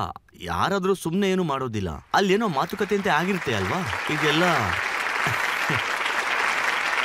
ಈ ಸಮಸ್ಯೆ ದೊಡ್ಡದಾಗ್ತಾನೆ ಹೋಗ್ತಾ ಇತ್ತು. ಹಾಗಾಗಿ ನಾವೆಲ್ಲರೂ ಸೇರ್ಕೊಂಡು ಡೆಲ್ಲಿಗೆ ಜೊತೆಯಾಗಿ ಬಂದ್ವಿ. ಡೆಲ್ಲಿಗೆ ಬಂದು ಆ ವಿಷಯನ ಇಲ್ಲಿ ನಾವು ಪ್ರಸ್ತಾಪ ಮಾಡಿದ್ವಿ. ದೊಡ್ಡ ವಾಗ್ವಾದ ನಡೀತು. ಇವತ್ತು ನಮ್ ಜೊತೆಗೆ ML ಪಾಟೀಲ್ ಇಲ್ಲ. ಆ ವಿಷಯದ ಬಗ್ಗೆ ಚರ್ಚೆ ಮಾಡಿ ಒಂದು ನಿರ್ಧಾರ ಮಾಡಬೇಕು ಅಂತ ಅಂದ್ಬಿಟ್ಟು ಬಂದ್ವಿ. ಅದನ್ನ ಆಯ್ತು. ಈಗ ಇನ್ನೊಂದು ವಿಷಯ ನಿಜಾನ ಅಂತ ಹೇಳಿ, ನಿಮ್ಮ ಪಾರ್ಟಿಯ ಮುಖ್ಯಮಂತ್ರಿಗಳು ನಿಮ್ಮನ್ನ ಸರ್ವೇಲೆನ್ಸ್ ಅಲ್ಲಿ ಇಟ್ಟಿದ್ರಾ? ನಿಮ್ಮ ಮೂವ್ಮೆಂಟ್ ನ ಟ್ರ್ಯಾಕ್ ಮಾಡಿದ್ರಾ? ನಿಮ್ಮ ಫೋನ್ ಟ್ಯಾಪ್ ಆಗ್ತಿತ್ತಾ? ನಾನು ಅದ್ರ ಬಗ್ಗೆ ಕೇಳ್ಪಟ್ಟಿದ್ದೀನಿ. ಅದಕ್ಕೆ ಆಧಾರಗಳೇ ಇಲ್ಲ. ಅಲ್ಲ, ಇದು ಗೊತ್ತಲ್ಲ, OST ಲೋಕೇಶ್ ಶರ್ಮಾ ಅವ್ರ ಕಾಲಲ್ಲೂ ರೆಕಾರ್ಡ್ ಆಗಿದ್ದು. ಪ್ರಶ್ನೆ ಏನು ಅಂತ ನೀವು ಅದನ್ನ ಕೇಳಲೇ ಇಲ್ಲ. ಅಲ್ಲ, ನಿಮ್ಗೆ ಗೊತ್ತಿತ್ತಾ ಫೋನ್ ಟ್ಯಾಪ್ ಆಗ್ತಿದೆ ಅಂತ, ಸರ್ವೇಲೆನ್ಸ್ ಆಗ್ತಿದೆ ಅಂತ? ಇಲ್ಲ, ನನಗೆ ಅದ್ರ ಬಗ್ಗೆ ಎಲ್ಲ ಗೊತ್ತಿಲ್ಲ. ಆದ್ರೆ ನ್ಯೂಸ್ ಪೇಪರ್ಲಿ ಅದನ್ನೆಲ್ಲ ಓದ್ದೆ. ನಾನು ಪೇಪರ್ಲಿ ಓದ್ಬೇಕಾದ್ರೆ ನನಗೆ ಆಶ್ಚರ್ಯ ಆಯಿತು. ಸೊ ನೀವು ಯಾವತ್ತಾದ್ರೂ ಪಾರ್ಟಿ ಲೀಡರ್ಶಿಪ್ ಹತ್ರ ಹೋಗಿ ಸೋನಿಯಾ ಅವ್ರಿಗೋ, ರಾಹುಲ್ ಅವ್ರಿಗೋ, ಪ್ರಿಯಾಂಕಾ ಅವ್ರಿಗೋ ಈ ಥರ ಎಲ್ಲ ಆಗ್ತಾ ಇದೆ ಅಂತ ಹೇಳ್ಕೊಂಡ್ರ ನೀವು? ನಾನೇ ಹೇಳಿದ್ನಲ್ಲ, ಇದೆಲ್ಲ ನನಗೆ ಗೊತ್ತೇ ಇಲ್ಲ ಅಂತ. ಪೇಪರ್ಲಿ ಓದಿದ್ಮೇಲೆ ಗೊತ್ತಾಗಿದ್ದು ಅಂತ. ಅವಾಗಲೇ ಇದೆಲ್ಲ ಗೊತ್ತಾಗಿದ್ದು ನನಗೆ. ಮತ್ತೆ ಪಬ್ಲಿಕ್ಕಲ್ಲಿ ಅವ್ರು ಏನು ಹೇಳಿದ್ರು ಅಂದ್ರೆ, ಈತ ಸರ್ಕಾರನ ಮುರಿಯೋ ಪ್ರಯತ್ನ ಮಾಡ್ತಿದ್ದಾನೆ ಅಂದ್ರು. ನಾನು ಆಗ್ಲೇ ಹೇಳಿದ್ನಲ್ವಾ, ಈ ಕಾಲ್ಪನಿಕ ಕಥೆನ ಒಬ್ಬರಲ್ಲ 1000 ಜನ ಹೇಳಬಹುದು. ನಾನ್ ನಿಮ್ಗೆ ಮುಖ್ಯಮಂತ್ರಿ ಹೇಳೋದು ಮ್ಯಾಟರ್ ಆಗುತ್ತಲ್ಲ. ನಾನು ಹೇಳಿದ್ದಲ್ವಾ, ಇದನ್ನ ಇವಾಗೆಲ್ಲ 5 ವರ್ಷಗಳಿಂದ ನೋಡ್ಕೊಂಡು ಬರ್ತಾನೆ ಇದ್ದೀನಿ. ಆದ್ರೆ ಇದ್ರಲ್ಲಿ ಸತ್ಯ ಏನು ಅಂದ್ರೆ, ನಾನು ಯೋಚನೆ ಮಾಡೋದು ಒಂದೇ ಒಂದು. ನಾವು ಗವರ್ನಮೆಂಟ್ ಮಾಡ್ಬೇಕು ಅನ್ನುವಾಗ್ಲೇ ಅದು ಏನೋ ಸಮಸ್ಯೆ ಆಗ್ತಾ ಇತ್ತು. ಆ ಕಾರಣ ಏನು ಅಂತ ಗೊತ್ತಾಗ್ಬೇಕಿತ್ತು. ಆ ಕಾರಣನ ಏನು ಅಂತ ಕಂಡುಹಿಡಿಬೇಕಿತ್ತು. ಅದ್ರಲ್ಲಿ ಆಕ್ಷನ್ ತಗೊಳ್ಬೇಕಿತ್ತು. ಬೇರೆಯವ್ರನ್ನ ನಮ್ದೇನೆ ಪಾರ್ಟಿ ಅವ್ರನ್ನ ನಂಬೇಕಿತ್ತು, ನಮ್ ವರ್ಕರ್ಸ್ ನಂಬೇಕಿತ್ತು, ಅವ್ರನ್ನ ಸಂಭಾಲನೆ ಮಾಡಿ ಇಟ್ಕೋಬೇಕಿತ್ತು. ಆಗ ರಿಸಲ್ಟು ಚೆನ್ನಾಗಿ ಬರುತ್ತೆ. ಈ ವಿಚಾರಕ್ಕೋಸ್ಕರನೇ ನಾವು ಜಗಳ ಆಡೋದು. ಈ ಕೆಲಸ ಮಾಡೋ ವಿಧಾನ ಇದೆಯಲ್ಲ, ಅದು ಬೇರೆ ಬೇರೆ ತರ ಇರಬಹುದು. ಅದರಲ್ಲಿ ಸರಿ ತಪ್ಪಿನ ಮಾತುಗಳು ಕೂಡ ಇರುತ್ತೆ. ನಮ್ಮ ಆಬ್ಜೆಕ್ಟ್ ಏನಂದ್ರೆ ಮತ್ತೆ ನಮ್ಮ ಸರ್ಕಾರನ ಸ್ಥಾಪನೆ ಮಾಡೋದು. ಸರಿ, ಒಂದು ವಿಷಯ ಹೇಳಿ. ನೀವು BJP ರಾಜಕಾರಣಿಗಳ ಜೊತೆ ಸೇರ್ಕೊಂಡು ಅಶೋಕ್ ಗೆಹ್ಲೋಟ್ ಅವರ ಸರ್ಕಾರನ ಉರುಳಿಸ್ಬೇಕು ಅಂತ ಏನಾದ್ರು ನೋಡಿದ್ರಾ? ಇಲ್ವೇ ಇಲ್ಲ. ನಾನ್ ನಿಮ್ಗೆ ಹೇಳ್ತಾ ಇದ್ದೀನಿ, ಯಾವ ಸರ್ಕಾರವನ್ನ ತರಬೇಕು ಅಂತ ನಾನು 5 ವರ್ಷ ಎಷ್ಟು ಕಷ್ಟಪಟ್ನೋ ಅಂತ ಸರ್ಕಾರನ ನಾನ್ಯಾಕೆ ಮುರಿಲಿ? ನಾವು ಸರ್ಕಾರವನ್ನ ತಂದು ಅದರಲ್ಲಿ ಕಷ್ಟಪಟ್ಟು ಮುಂದಕ್ಕೆ ತರಬೇಕು ಅಂತ ತಾನೇ ಪ್ರಯತ್ನ. ಅಲ್ಲ, ನೀವು ಮಾಡಿದ್ದೇನಕ್ಕೆ ಅಂತಂದ್ರೆ, ನೀವು ಮುಖ್ಯಮಂತ್ರಿ ಆಗ್ಬೇಕು ಅಂತ ಅನ್ಕೊಂಡಿದ್ರಿ. ಅಶೋಕ್ ಗೆಹ್ಲೋಟ್ ನಿಮ್ಮನ್ನ ಔಟ್ ಮಾಡ್ಬಿಟ್ರು. ನಾನು ಡೆಪ್ಯೂಟಿ CM ಆಗಿ ತಾನೇ ಇದ್ದೆ. ಅದೇ ಗವರ್ನಮೆಂಟ್ ಅಲ್ಲಿ ತಾನೇ ನಾನು ಇದ್ದಿದ್ದು. ಆಗ ಅಧ್ಯಕ್ಷನಾಗಿದ್ದೆ. ನೀವು ಡೆಪ್ಯೂಟಿ ಚೀಫ್ ಮಿನಿಸ್ಟರ್ ಆಗಿದ್ರಿ, ನಿಮ್ಮನ್ನ ಕೈಲಾಗ್ದೋನು ಅಂತಿದ್ರು. ನಾನು ಹೇಳ್ತಾ ಇದ್ದೀನಿ ರಜತ್ ಅವ್ರೆ, ನಾನ್ ಮಾತಾಡೋದ್ರ ಬಗ್ಗೆ ನೀವ್ ಏನ್ ಬೇಕಾದ್ರೂ ಕ್ವಶನ್ ಕೇಳಿ. ಬೇರೆಯವ್ರು ಹೇಳಿದಕ್ಕೆಲ್ಲ ನಾನು ಉತ್ತರ ಕೊಡೋದೇ ಇಲ್ಲ. ಇಲ್ಲ, ನೀವು ಕೂಡ ತುಂಬಾ ಮಾತಾಡಿದ್ದೀರಾ. ನೀವು ಒಂದ್ಸಲ ಏನ್ ಮಾತಾಡಿದ್ದೀರಾ ಅಂದ್ರೆ, ನಾನು ವಸುಂಧರಾ ರಾಜೆ ಅವರ ವಿರುದ್ಧ ಎನ್ಕ್ವೈರಿ ಮಾಡಿಸ್ಬೇಕು ಅಂತಿದ್ದೀನಿ, ಮುಖ್ಯಮಂತ್ರಿಗಳು ಮಾಡಿಸ್ತಿಲ್ಲ ಅಂತ. ಅದೇನಂದ್ರೆ, ಅವರ ಗೌರ್ಮೆಂಟ್ ಅಲ್ಲಿ ನಡೆದಂತ ಹಗರಣನ ವಿಚಾರಣೆ ಮಾಡೋದಕ್ಕೆ ಹೇಳ್ತೀನಿ. ಇದು ಮ್ಯಾನಿಫೆಸ್ಟೋಲಲ್ಲೇ ಇದೆ. ನಾನು ಸ್ಟೇಜಲ್ಲಿ ಕೂಡ ಹೇಳಿದ್ದೀನಿ ಎನ್ಕ್ವೈರಿ ಆಗ್ಬೇಕು ಅಂತ. ಆದ್ರೆ ಯಾವ ಸ್ಪೀಡಲ್ಲಿ ಎನ್ಕ್ವೈರಿ ಆಗ್ಬೇಕಿತ್ತೋ ಅದು ಆಗ್ಲೇ ಇಲ್ಲ. ಬೇಜಾರಿದೆ ನನಗೆ. ನೀವು ಪೇಪರ್ ಲೀಕ್ನ ವಿಚಾರವಾಗಿ ಕೂಡ ಆಂದೋಲನ ಮಾಡಿದ್ರಿ. ಇಲ್ಲಿ ನೋಡಿ, ಯಂಗ್ಸ್ಟರ್ಸ್ಗೆ ನಾನು ವಾಯ್ಸ್ ಕೊಟ್ಟಿಲ್ಲ ಅಂದ್ರೆ, ಜೊತೆಗೆ ಏನಾದ್ರು ತಪ್ಪಾಗ್ತಾ ಇದ್ರೆ ಅದನ್ನ ನೋಡ್ಕೊಂಡು ಸುಮ್ಮನೆ ಇರೋದು ಅಂದ್ರೆ ಅದು ಕೂಡ ದೊಡ್ಡ ತಪ್ಪಾಗುತ್ತೆ ಅಲ್ವಾ? ಸೊ ಅದ್ರ ಬಗ್ಗೆ ನೀವೇನೂ ಮಾಡಿಲ್ಲ. ಎನ್ಕ್ವೈರಿ ನಡೆಸಬೇಕಿತ್ತು, ಆದ್ರೆ ಚುನಾವಣೆ ಬಂತು ಅಷ್ಟರಲ್ಲಿ, ಹಾಗಾಗಿ ಅದು ಪೂರ್ತಿ ಆಗಿಲ್ಲ. ಸರಿ, ಯಾರಾದರೂ ಪ್ರಶ್ನೆ ಕೇಳಕ್ಕೆ ಇಷ್ಟಪಡ್ತೀರಾ? ನಿಮಗೆ ನನ್ನ ಪ್ರಶ್ನೆ ಏನಂದ್ರೆ, ನಿಮ್ಮ ಬರವಣಿಗೆ ಎಷ್ಟೊಂದು ಚೆನ್ನಾಗಿರುತ್ತೆ ಅಂದರೆ ತುಂಬ ಜನರಿಗೆ ಮೋಟಿವೇಶನ್ ಆಗಿರುತ್ತೆ. ಆದರೆ ಇದರಿಂದ ಏನೂ ಲಾಭ ಆಗಲಿಲ್ಲ. ಜನರು ಹೇಗಿದ್ದಾರೋ ಹಾಗೆ ಇದ್ದಾರೆ. ಇದಕ್ಕೆ ನೀವೇನು ಹೇಳ್ತೀರಾ? ಇಲ್ಲ, ವಿಚಾರಣೆ ಎಲ್ಲ ನಡೀತು, ಅದ್ರ ಮೇಲೆ ಒಂದು ಎನ್ಕ್ವೈರಿ ಕೂಡ ನಡೀತು. ಸ್ಪೆಷಲ್ ಇನ್ವೆಸ್ಟಿಗೇಷನ್ ಟೀಮ್ ಅದನ್ನ ಎನ್ಕ್ವೈರಿ ಮಾಡ್ತು, ಕೆಲವರನ್ನ ಅರೆಸ್ಟ್ ಕೂಡ ಮಾಡಿದ್ರು.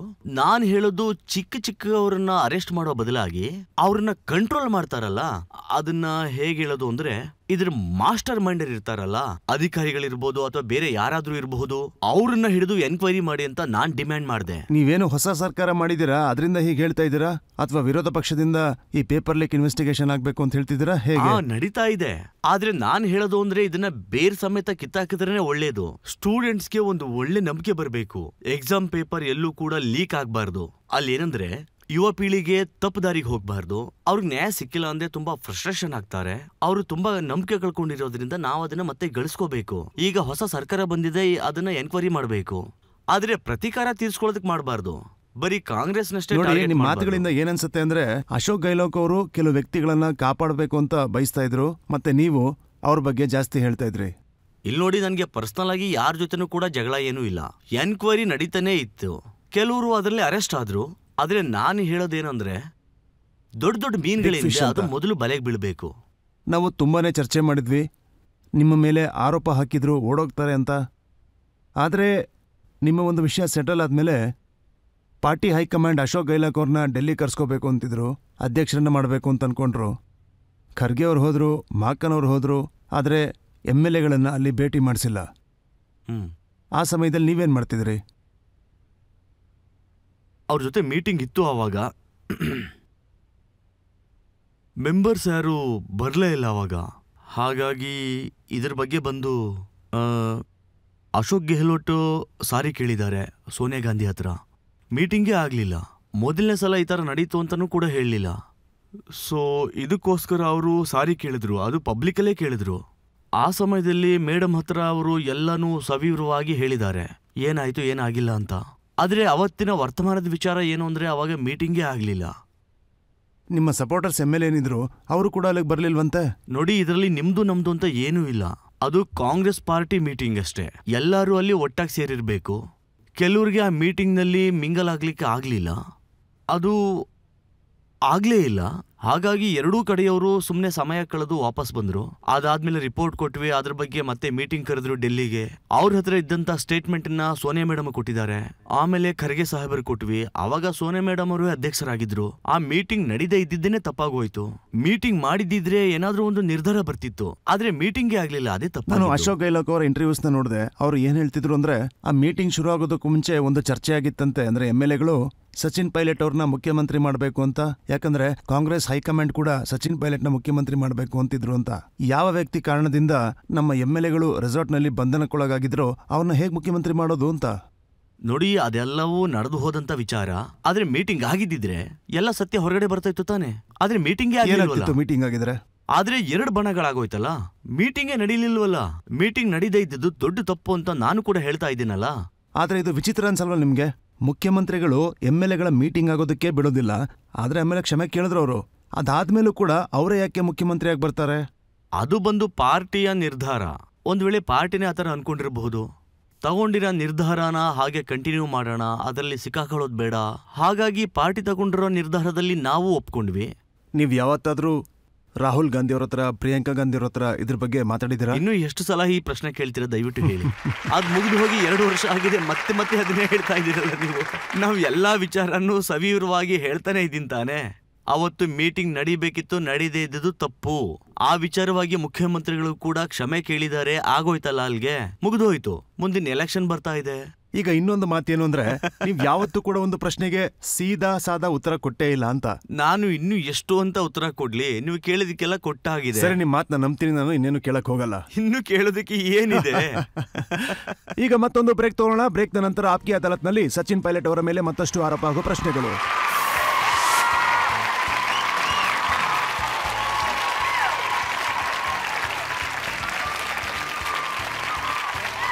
ಸರಿನಾ?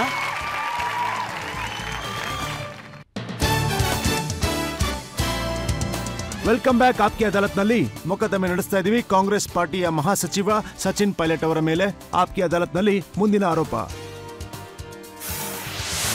ಆಪ್ಕಿ ಅದಾಲತ್ನಲ್ಲಿ ಕಾಂಗ್ರೆಸ್ನ ಲೀಡರ್ ಸಚಿನ್ ಪೈಲಟ್ ಅವರ ಮೇಲೆ ಒಂದು ಆರೋಪವಿದೆ. ನೀವು ನಿಮ್ಮ ಸ್ನೇಹಿತರೊಂದಿಗೆ ಉತ್ತಮವಾದ ಸಂಬಂಧವನ್ನ ಹೊಂದಿಲ್ಲವೆಂಬುದು. ಸಚಿನ್, ನಿಮಗೋಸ್ಕರ ಒಂದು ಫೋಟೋನ ತೋರಿಸೋದಕ್ಕೆ ಇಷ್ಟಪಡ್ತೀನಿ. ಈ ಫೋಟೋದಲ್ಲಿ ನೀವಿದ್ದೀರಾ. ಕಾಂಗ್ರೆಸ್ ಪಾರ್ಟಿಲಿ ಒಂದು ಜಮಾನದಲ್ಲಿ ನಿಮ್ಮ ಫ್ರೆಂಡ್ಸ್ ಆದವರು ಅವರೆಲ್ಲ ಇದ್ದಾರೆ ಇದರಲ್ಲಿ. ಆ ಒಬ್ರು ಫ್ರೆಂಡ್ ಹೇಳ್ತಾರೆ, ಸಚಿನ್ ದಡ್ಡ ಆಗಿ ಕಾಂಗ್ರೆಸ್ ಎಲ್ಲ ಉಳ್ಕೊಂಬಿಟ್ಟ, ನಾವೆಲ್ಲ ಬಿಜೆಪಿಗೆ ಹೋಗ್ಬಿಟ್ವಿ ಅಂತ. ಆರ್ಪಿಎನ್ ಸಿಂಗ್, ಮಿಲಿಂದ್ ದೇವ್ರಾ, ಜ್ಯೋತಿರಾಜ್ ಸಿಂಧಿಯಾ, ಹಾಗೆ ಹಿಂದೆ ಮತ್ತೊಂದಷ್ಟು ಜನ. ಪ್ರಾಮಾಣಿಕತೆನ ಪಾರ್ಟಿನಲ್ಲಿ ತಾನೇ ತೋರಿಸ್ಬೇಕು. ಅದನ್ನೇ ಮಾಡ್ತಾ ಇದ್ದೀನಿ ಅಲ್ಲಿ. ಈಗ ಮತ್ತೊಂದು, ಪ್ರತಿ ವ್ಯಕ್ತಿ ಫ್ರೆಂಡ್ ಆಗಿರಬಹುದು, ಬ್ರದರ್ ಆಗಿರಬಹುದು, ಎಲ್ಲರಿಗೂ ಒಂದು ಸ್ವತಂತ್ರ ಇದೆ. ಅವ್ರವ್ರ ಸ್ಟೈಲ್ಗಳಲ್ಲಿ ಎಲ್ಲಾ ಕೆಲಸಗಳನ್ನು ಅವ್ರು ನೋಡ್ತಾ ಇರ್ತಾರೆ. ಯಾರ ಜೊತೆ ಇರಬೇಕು, ಈ ತರ ಸಾವಿರಾರು ಉದಾಹರಣೆಗಳಿದೆ. ಕೆಲವರು ಪಾರ್ಟಿನ ಬಿಟ್ಟು ಹೋಗ್ತಾರೆ, ಕೆಲವರು ಒಳಗಡೆ ಬರ್ತಾರೆ. ಅದೆಲ್ಲ ಅವ್ರವ್ರ ಇಷ್ಟ. ಅದಕ್ಕೆಲ್ಲ ಕಾಲನೇ ಉತ್ತರ ಕೊಡುತ್ತೆ. ಯಾರ ನಿರ್ಧಾರ ಸರಿ ಅಂತ ಅದು ಉತ್ತರ ಕೊಡುತ್ತೆ. ಆದ್ರೆ ಕೊನೆಯಲ್ಲಿ ಯಾರು ಜಡ್ಜ್ ಆಗಿರ್ತಾರೋ, ಅಂದ್ರೆ ಕೊನೆಯಲ್ಲಿ ಪ್ರಜೆಗಳೇ ಜಡ್ಜ್. ನೀವು ರೈಟ್ ಆ ರಾಂಗ್ ಅಂತೇಳಿ ಪಬ್ಲಿಕ್ ನಿರ್ಧಾರ ಮಾಡ್ತಾರೆ. ಇದು ಮೊದಲನೇ ವಿಚಾರ. ಎರಡನೇದು, ನಾನು ನಿಮ್ಮ ಮಾತನ್ನ ಅಪೋಸ್ ಮಾಡ್ತೀನಿ. ನೀವು 4-5 ಫೋಟೋ ತೋರಿಸ್ಬಿಟ್ಟು ನನ್ನನ್ನ ಕೇಳ್ತೀರಾ, ಇವರೆಲ್ಲ ಕಾಂಗ್ರೆಸ್ ಪಾರ್ಟಿ ಬಿಟ್ಟು ಹೋದ್ರು ಅಂತ ನನ್ನ ಹತ್ರ ಕೇಳ್ತೀರಾ. ಆದರೆ ಯಾವಾಗ Kapil CIBIL sir, Ghulam Nabi Azad sir, captain Amarinder Singh party ಬಿಡುವಾಗ ಆ ಸೀನಿಯರ್ಗಳ ಹತ್ರ ನೀವು ಒಂದು ಪ್ರಶ್ನೆನೂ ಕೇಳಲಿಲ್ವಲ್ಲ. ಗುಲಾಂ ನಬಿ ಆಜಾದ್ ಅವ್ರನ್ನ ಇದೇ ಕಾರ್ಯಕ್ರಮಕ್ಕೆ ನಾವು ಕರೆಸಿದ್ವಿ. ನೀವು ಕೂತಿರುವಂತ ಜಾಗದಲ್ಲಿ ಅವರು ಕೂತ್ಕೊಂಡಿದ್ರು. ನಾನು ಅವ್ರಿಗೆ ಪ್ರಶ್ನೆ ಹಾಕ್ದೆ. ಅವ್ರದ್ದು ಕೊಟ್ಟ ಉತ್ತರ ಏನು ಅಂತಂದ್ರೆ, ನನಗೆ ಪ್ರೆಷರ್ ಬರ್ತಾ ಇತ್ತು 24 ಗಂಟೆಯಲ್ಲಿ ಮೋದಿನ ಕೆಳಗಿಳಿಸ್ಬೇಕು ಅಂತ. ಯಾವ ವ್ಯಕ್ತಿ ಪಾರ್ಟಿನ ಬಿಡ್ತಾರೋ ಅವರು ಅವ್ರನ್ನ ಸಮರ್ಥನೆ ಮಾಡ್ಕೊಳ್ಳೋದಕ್ಕೆ ಏನಾದ್ರೂ ಒಂದು ಹೇಳೇ ಹೇಳ್ತಾರೆ, ಅದಷ್ಟೇ. ಇದೇ ಮಾತನ್ನೇ ಮಿಲಿಂದ್ ದೇವ್ರಾವ್ ಕೂಡ ಹೇಳಿದ್ರು. ಏನು ಅಂತಂದ್ರೆ, ಪ್ರತಿ ಸಲ ಮೋದಿನ ಇಳಿಸ್ಬೇಕು ಅಂತ ಹೇಳ್ತಾ ಇದ್ರು. ಮಿಲಿಂದ್ ದೇವ್ರಾವ್ ಅವರು ಮೋದಿ ಅವರೇ ಹೇಳಿದ್ರು ಕಾಂಗ್ರೆಸ್ ಒಳ್ಳೆ ಪಾರ್ಟಿ ಅಂತ, ಆದ್ರೂ ಹೀಗೆ ಮಾಡ್ಬೇಕಂತ ನನ್ನ ಕೇಳಿದ್ರು. ಇಲ್ಲ, ನಾನು ಹೇಳ್ದೆ ಅಲ್ಲ, ಯಾರು ಏನಾದ್ರೂ ಒಂದು ನಿರ್ಧಾರ ತಗೊಂಡ್ರೆ ಅದಕ್ಕೆ ಬದ್ಧವಾಗಿ ಏನಾದ್ರೂ ಒಂದು ಕಾರಣ ಹೇಳೇ ಹೇಳ್ತಾರೆ. ನನಗೆ ಯಾವತ್ತೂ ಯಾವ ಇನ್ಸ್ಟ್ರಕ್ಷನ್ ಕೂಡ ಎಲ್ಲಿಂದನೂ ಬಂದಿಲ್ಲ. ಆದ್ರೆ ಅಪೋಸಿಷನ್ ವ್ಯಕ್ತಿಗಳಿಗೆ ನೀವು ಈ ತರದ ಮಾತುಗಳನ್ನ ಹೇಳಲೇಬೇಕು. ಜನರ ಏಳಿಗೆಗೋಸ್ಕರ, ದೇಶದ ಏಳಿಗೆಗೋಸ್ಕರ ನಾವೇನಾದ್ರೂ ಮಾತಾಡ್ಬೇಕು ಅಂತಂದ್ರೆ ಅದನ್ನ ಪಾರ್ಲಿಮೆಂಟ್ ಅಲ್ಲಿ ಮಾತ್ರ ಮಾತಾಡೋದಕ್ಕೆ ಸಾಧ್ಯ. ಎಲ್ಲದಕ್ಕೂ ಅಂತ ತಲೆ ಆಡ್ಸಿದ್ರೆ ಮತ್ತೆ ಏನಕ್ಕೆ ಪ್ರಯೋಜನ? ಅಪೋಸಿಷನ್ ಆಗಿ ಕೆಲವನ್ನ ಅಕ್ಸೆಪ್ಟ್ ಮಾಡ್ಕೊಳ್ಬೇಕಾಗತ್ತೆ, ಕೆಲವನ್ನ ವಿರೋಧ ಮಾಡ್ಬೇಕಾಗತ್ತೆ. ಇಲ್ಲ ಅಂತಂದ್ರೆ ಏನ್ ಪ್ರಯೋಜನ ಆಗುತ್ತೆ ಪಾರ್ಲಿಮೆಂಟ್ ಅಲ್ಲಿ ಇದ್ಕೊಂಡು? ಒಂದು ವಿಚಾರನ ಡಿಬೇಟ್ ಮಾಡುವಾಗ ಅದರಿಂದ ಒಂದು ಒಳ್ಳೆ ರಿಸಲ್ಟ್ ಬರಬಹುದು. ಅದಲ್ದೇನೆ ಒಂದು ವಿಚಾರಕ್ಕೆ ಎಲ್ಲರೂ ತಲೆ ಆಡಿಸ್ತಾ ಇತ್ತು ಅಂದ್ರೆ ಅದು ಡೆಮೋಕ್ರಸಿ ಆಗೋದಿಲ್ಲ. ಆದ್ರೆ ಮಾತನ್ನ ಆಡ್ಬೇಕಾದ್ರೆ ಏನು ತೊಂದರೆ ಆಗೋದಿಲ್ಲ. ತುಂಬಾ ಜನ ಕಾಂಗ್ರೆಸ್ ಪಾರ್ಟಿ ಬಿಟ್ಟು ಹೋಗಿದ್ದು ನಿಜಾನೇ. ಹಾಗೆ ಹೊಸಬರು ಕೂಡ ಕಾಂಗ್ರೆಸ್ ಪಾರ್ಟಿಗೆ ಸೇರ್ತಾ ಇದ್ದಾರೆ. ನಮ್ಗನ್ಸಿದ್ದನ್ನ ನಾವು ಡಿಸೈಡ್ ಮಾಡೋದಕ್ಕೆ ಎಲ್ಲಾರ್ಗೂ ಅರ್ಹತೆ ಇದೆ.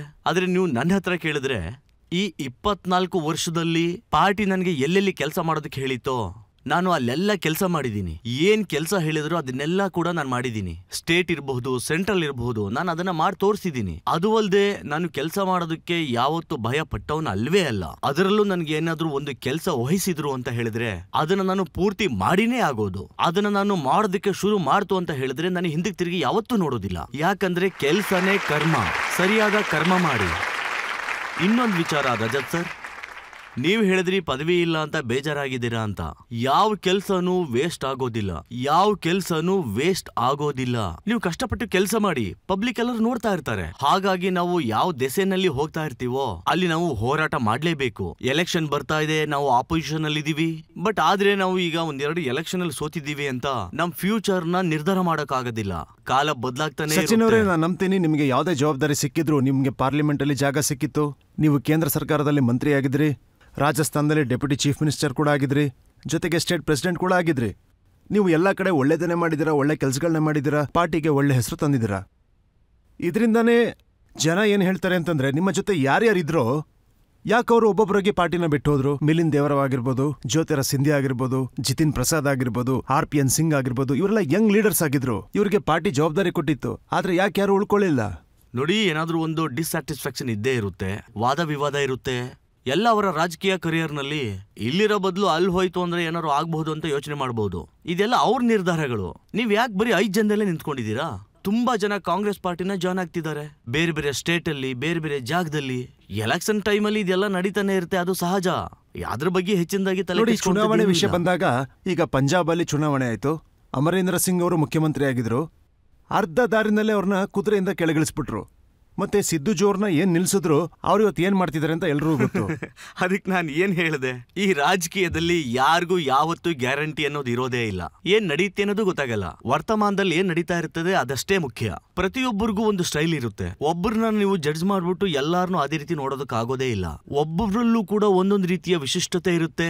ಅವ್ರ ನಿರ್ಧಾರಗಳನ್ನ ಅವರೇ ಮಾಡ್ಕೊಳ್ತಾರೆ. ಆದ್ರೆ ನನ್ನ ನಿರ್ಧಾರದಲ್ಲಿ ನಾನು ದೃಢವಾಗಿ ನಿಂತ್ಕೊಂಡು. ನಿಮ್ಗೆ ಯಾವತ್ತೂ ಅನ್ಸೋದಿಲ್ವಾ ಅಂದ್ರೆ ರಾಜಕೀಯ ಮಾಡ್ಬೇಕಾದ್ರೆ ಎಲ್ಲಾದ್ರೂ ತಪ್ಪಾಗುತ್ತೆ ಅಂತ? ಈಗ ಮಧ್ಯಪ್ರದೇಶದ ಚುನಾವಣೆಯಲ್ಲಿ ನೀವೆಲ್ಲ ಕಮಲ್ನಾಥ್ ಅವ್ರನ್ನ ಬ್ಲೇಮ್ ಮಾಡ್ತಾ ಇದ್ದೀರಾ. ಅಂದ್ರೆ ಅವರೇ ಇಡೀ ಕ್ಯಾಂಪೈನ್ ನಡೆಸಿದ್ರು, ಅವ್ರ ಇಷ್ಟದಂಗೆ ಕ್ಯಾಂಪೈನ್ ಮಾಡಿದ್ರು, ಯಾರಿಗೂ ಒಳಗ್ ಬರಕ್ ಬಿಡ್ಲಿಲ್ಲ, ಅದಕ್ಕೆ ಸೋತ್ರು ಅಂತ. ನೋಡಿ, ಸೋಲೋದಕ್ಕೆ ತುಂಬಾ ಕಾರಣಗಳಿರ್ತವೆ, ಅದ್ರ ಬಗ್ಗೆ ನಾನು ಮಾತಾಡಿದ್ದೀನಿ. ಆದ್ರೆ ಒಬ್ಬರಿಂದ ತಪ್ಪಾಗಿದೆ ಅಂತ ಹೇಳೋದಕ್ಕಾಗೋದೇ ಇಲ್ಲ. ಒಬ್ಬರಿಂದಲೇ ಗೆಲ್ಲೋದಕ್ಕೂ ಸಾಧ್ಯ ಇಲ್ಲ, ಹಾಗೆ ಸೋಲೋದಕ್ಕೂ ಸಾಧ್ಯ ಇಲ್ಲ. ಸಾಮೂಹಿಕ ನಾಯಕತ್ವ ಬೇಕು, ಜೊತೆ ಸೇರ್ಕೊಂಡು ಹೋರಾಟ ಮಾಡ್ತೀವಿ. ಗೆದ್ರೆ ಎಲ್ಲರೂ ಗೆಲ್ತೀವಿ, ಸೋತ್ರೆ ಎಲ್ಲರೂ ಸೋಲ್ತೀವಿ. ಜೈಬಿಶ್ ಶೆರ್ಗಿಲ್ ಅವರು ಕೂಡ ಪಾರ್ಟಿನ ಬಿಟ್ಟು ಹೋದ್ರು.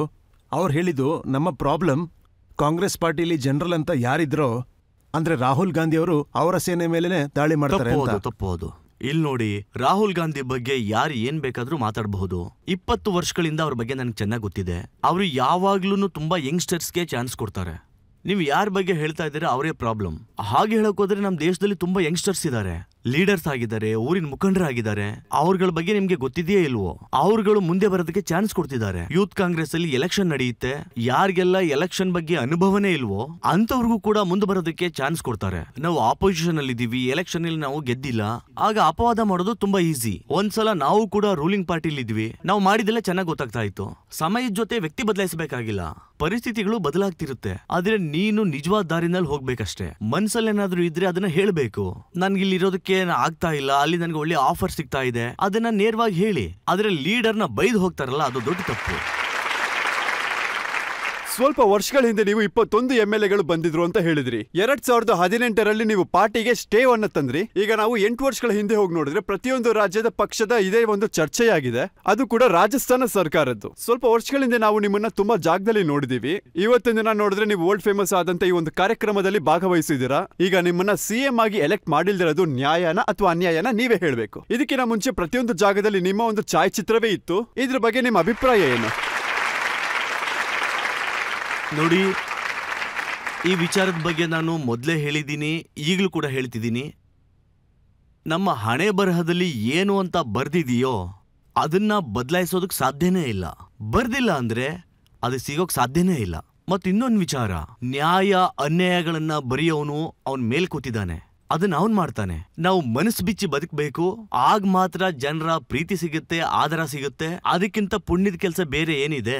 ಪದವಿ ಇವತ್ತು ಬರುತ್ತೆ ಹೋಗುತ್ತೆ, ಸಿಗುತ್ತೋ ಸಿಗಲ್ವೋ, ಆದ್ರೆ ಜೀವನದ ಒಂದೊಂದು ಕ್ಷಣ ಕೂಡ ನಾವು ಸಂತೋಷವಾಗಿ ಬದುಕಬೇಕು, ಜನರಿಂದ ಬಯಸ್ಕೋಬಾರ್ದು, ಮತ್ತೆ ಮನಸ್ಸನ್ನ ಶುದ್ಧ ಇಟ್ಕೊಂಡು ಕೆಲಸ ಮಾಡಬೇಕು. ನೀವು ಬದುಕಲ್ಲಿ ಇಷ್ಟ ಮಾಡಿದ್ರೆ ಸಾಕು, ಜೀವನದಲ್ಲಿ ದೊಡ್ಡ ಗೆಲುವು ಸಾಧಿಸ್ಬಿಡ್ತೀರಾ.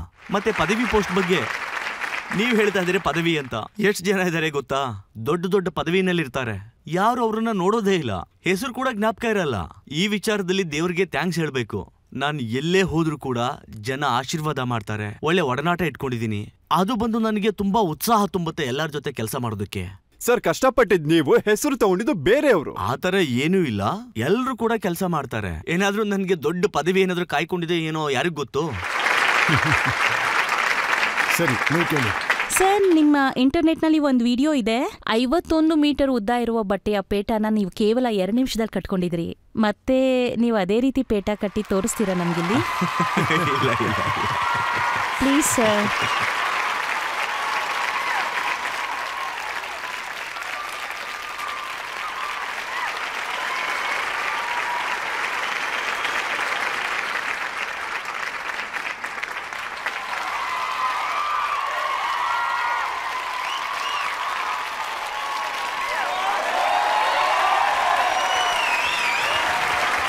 ಸರಿನಾ?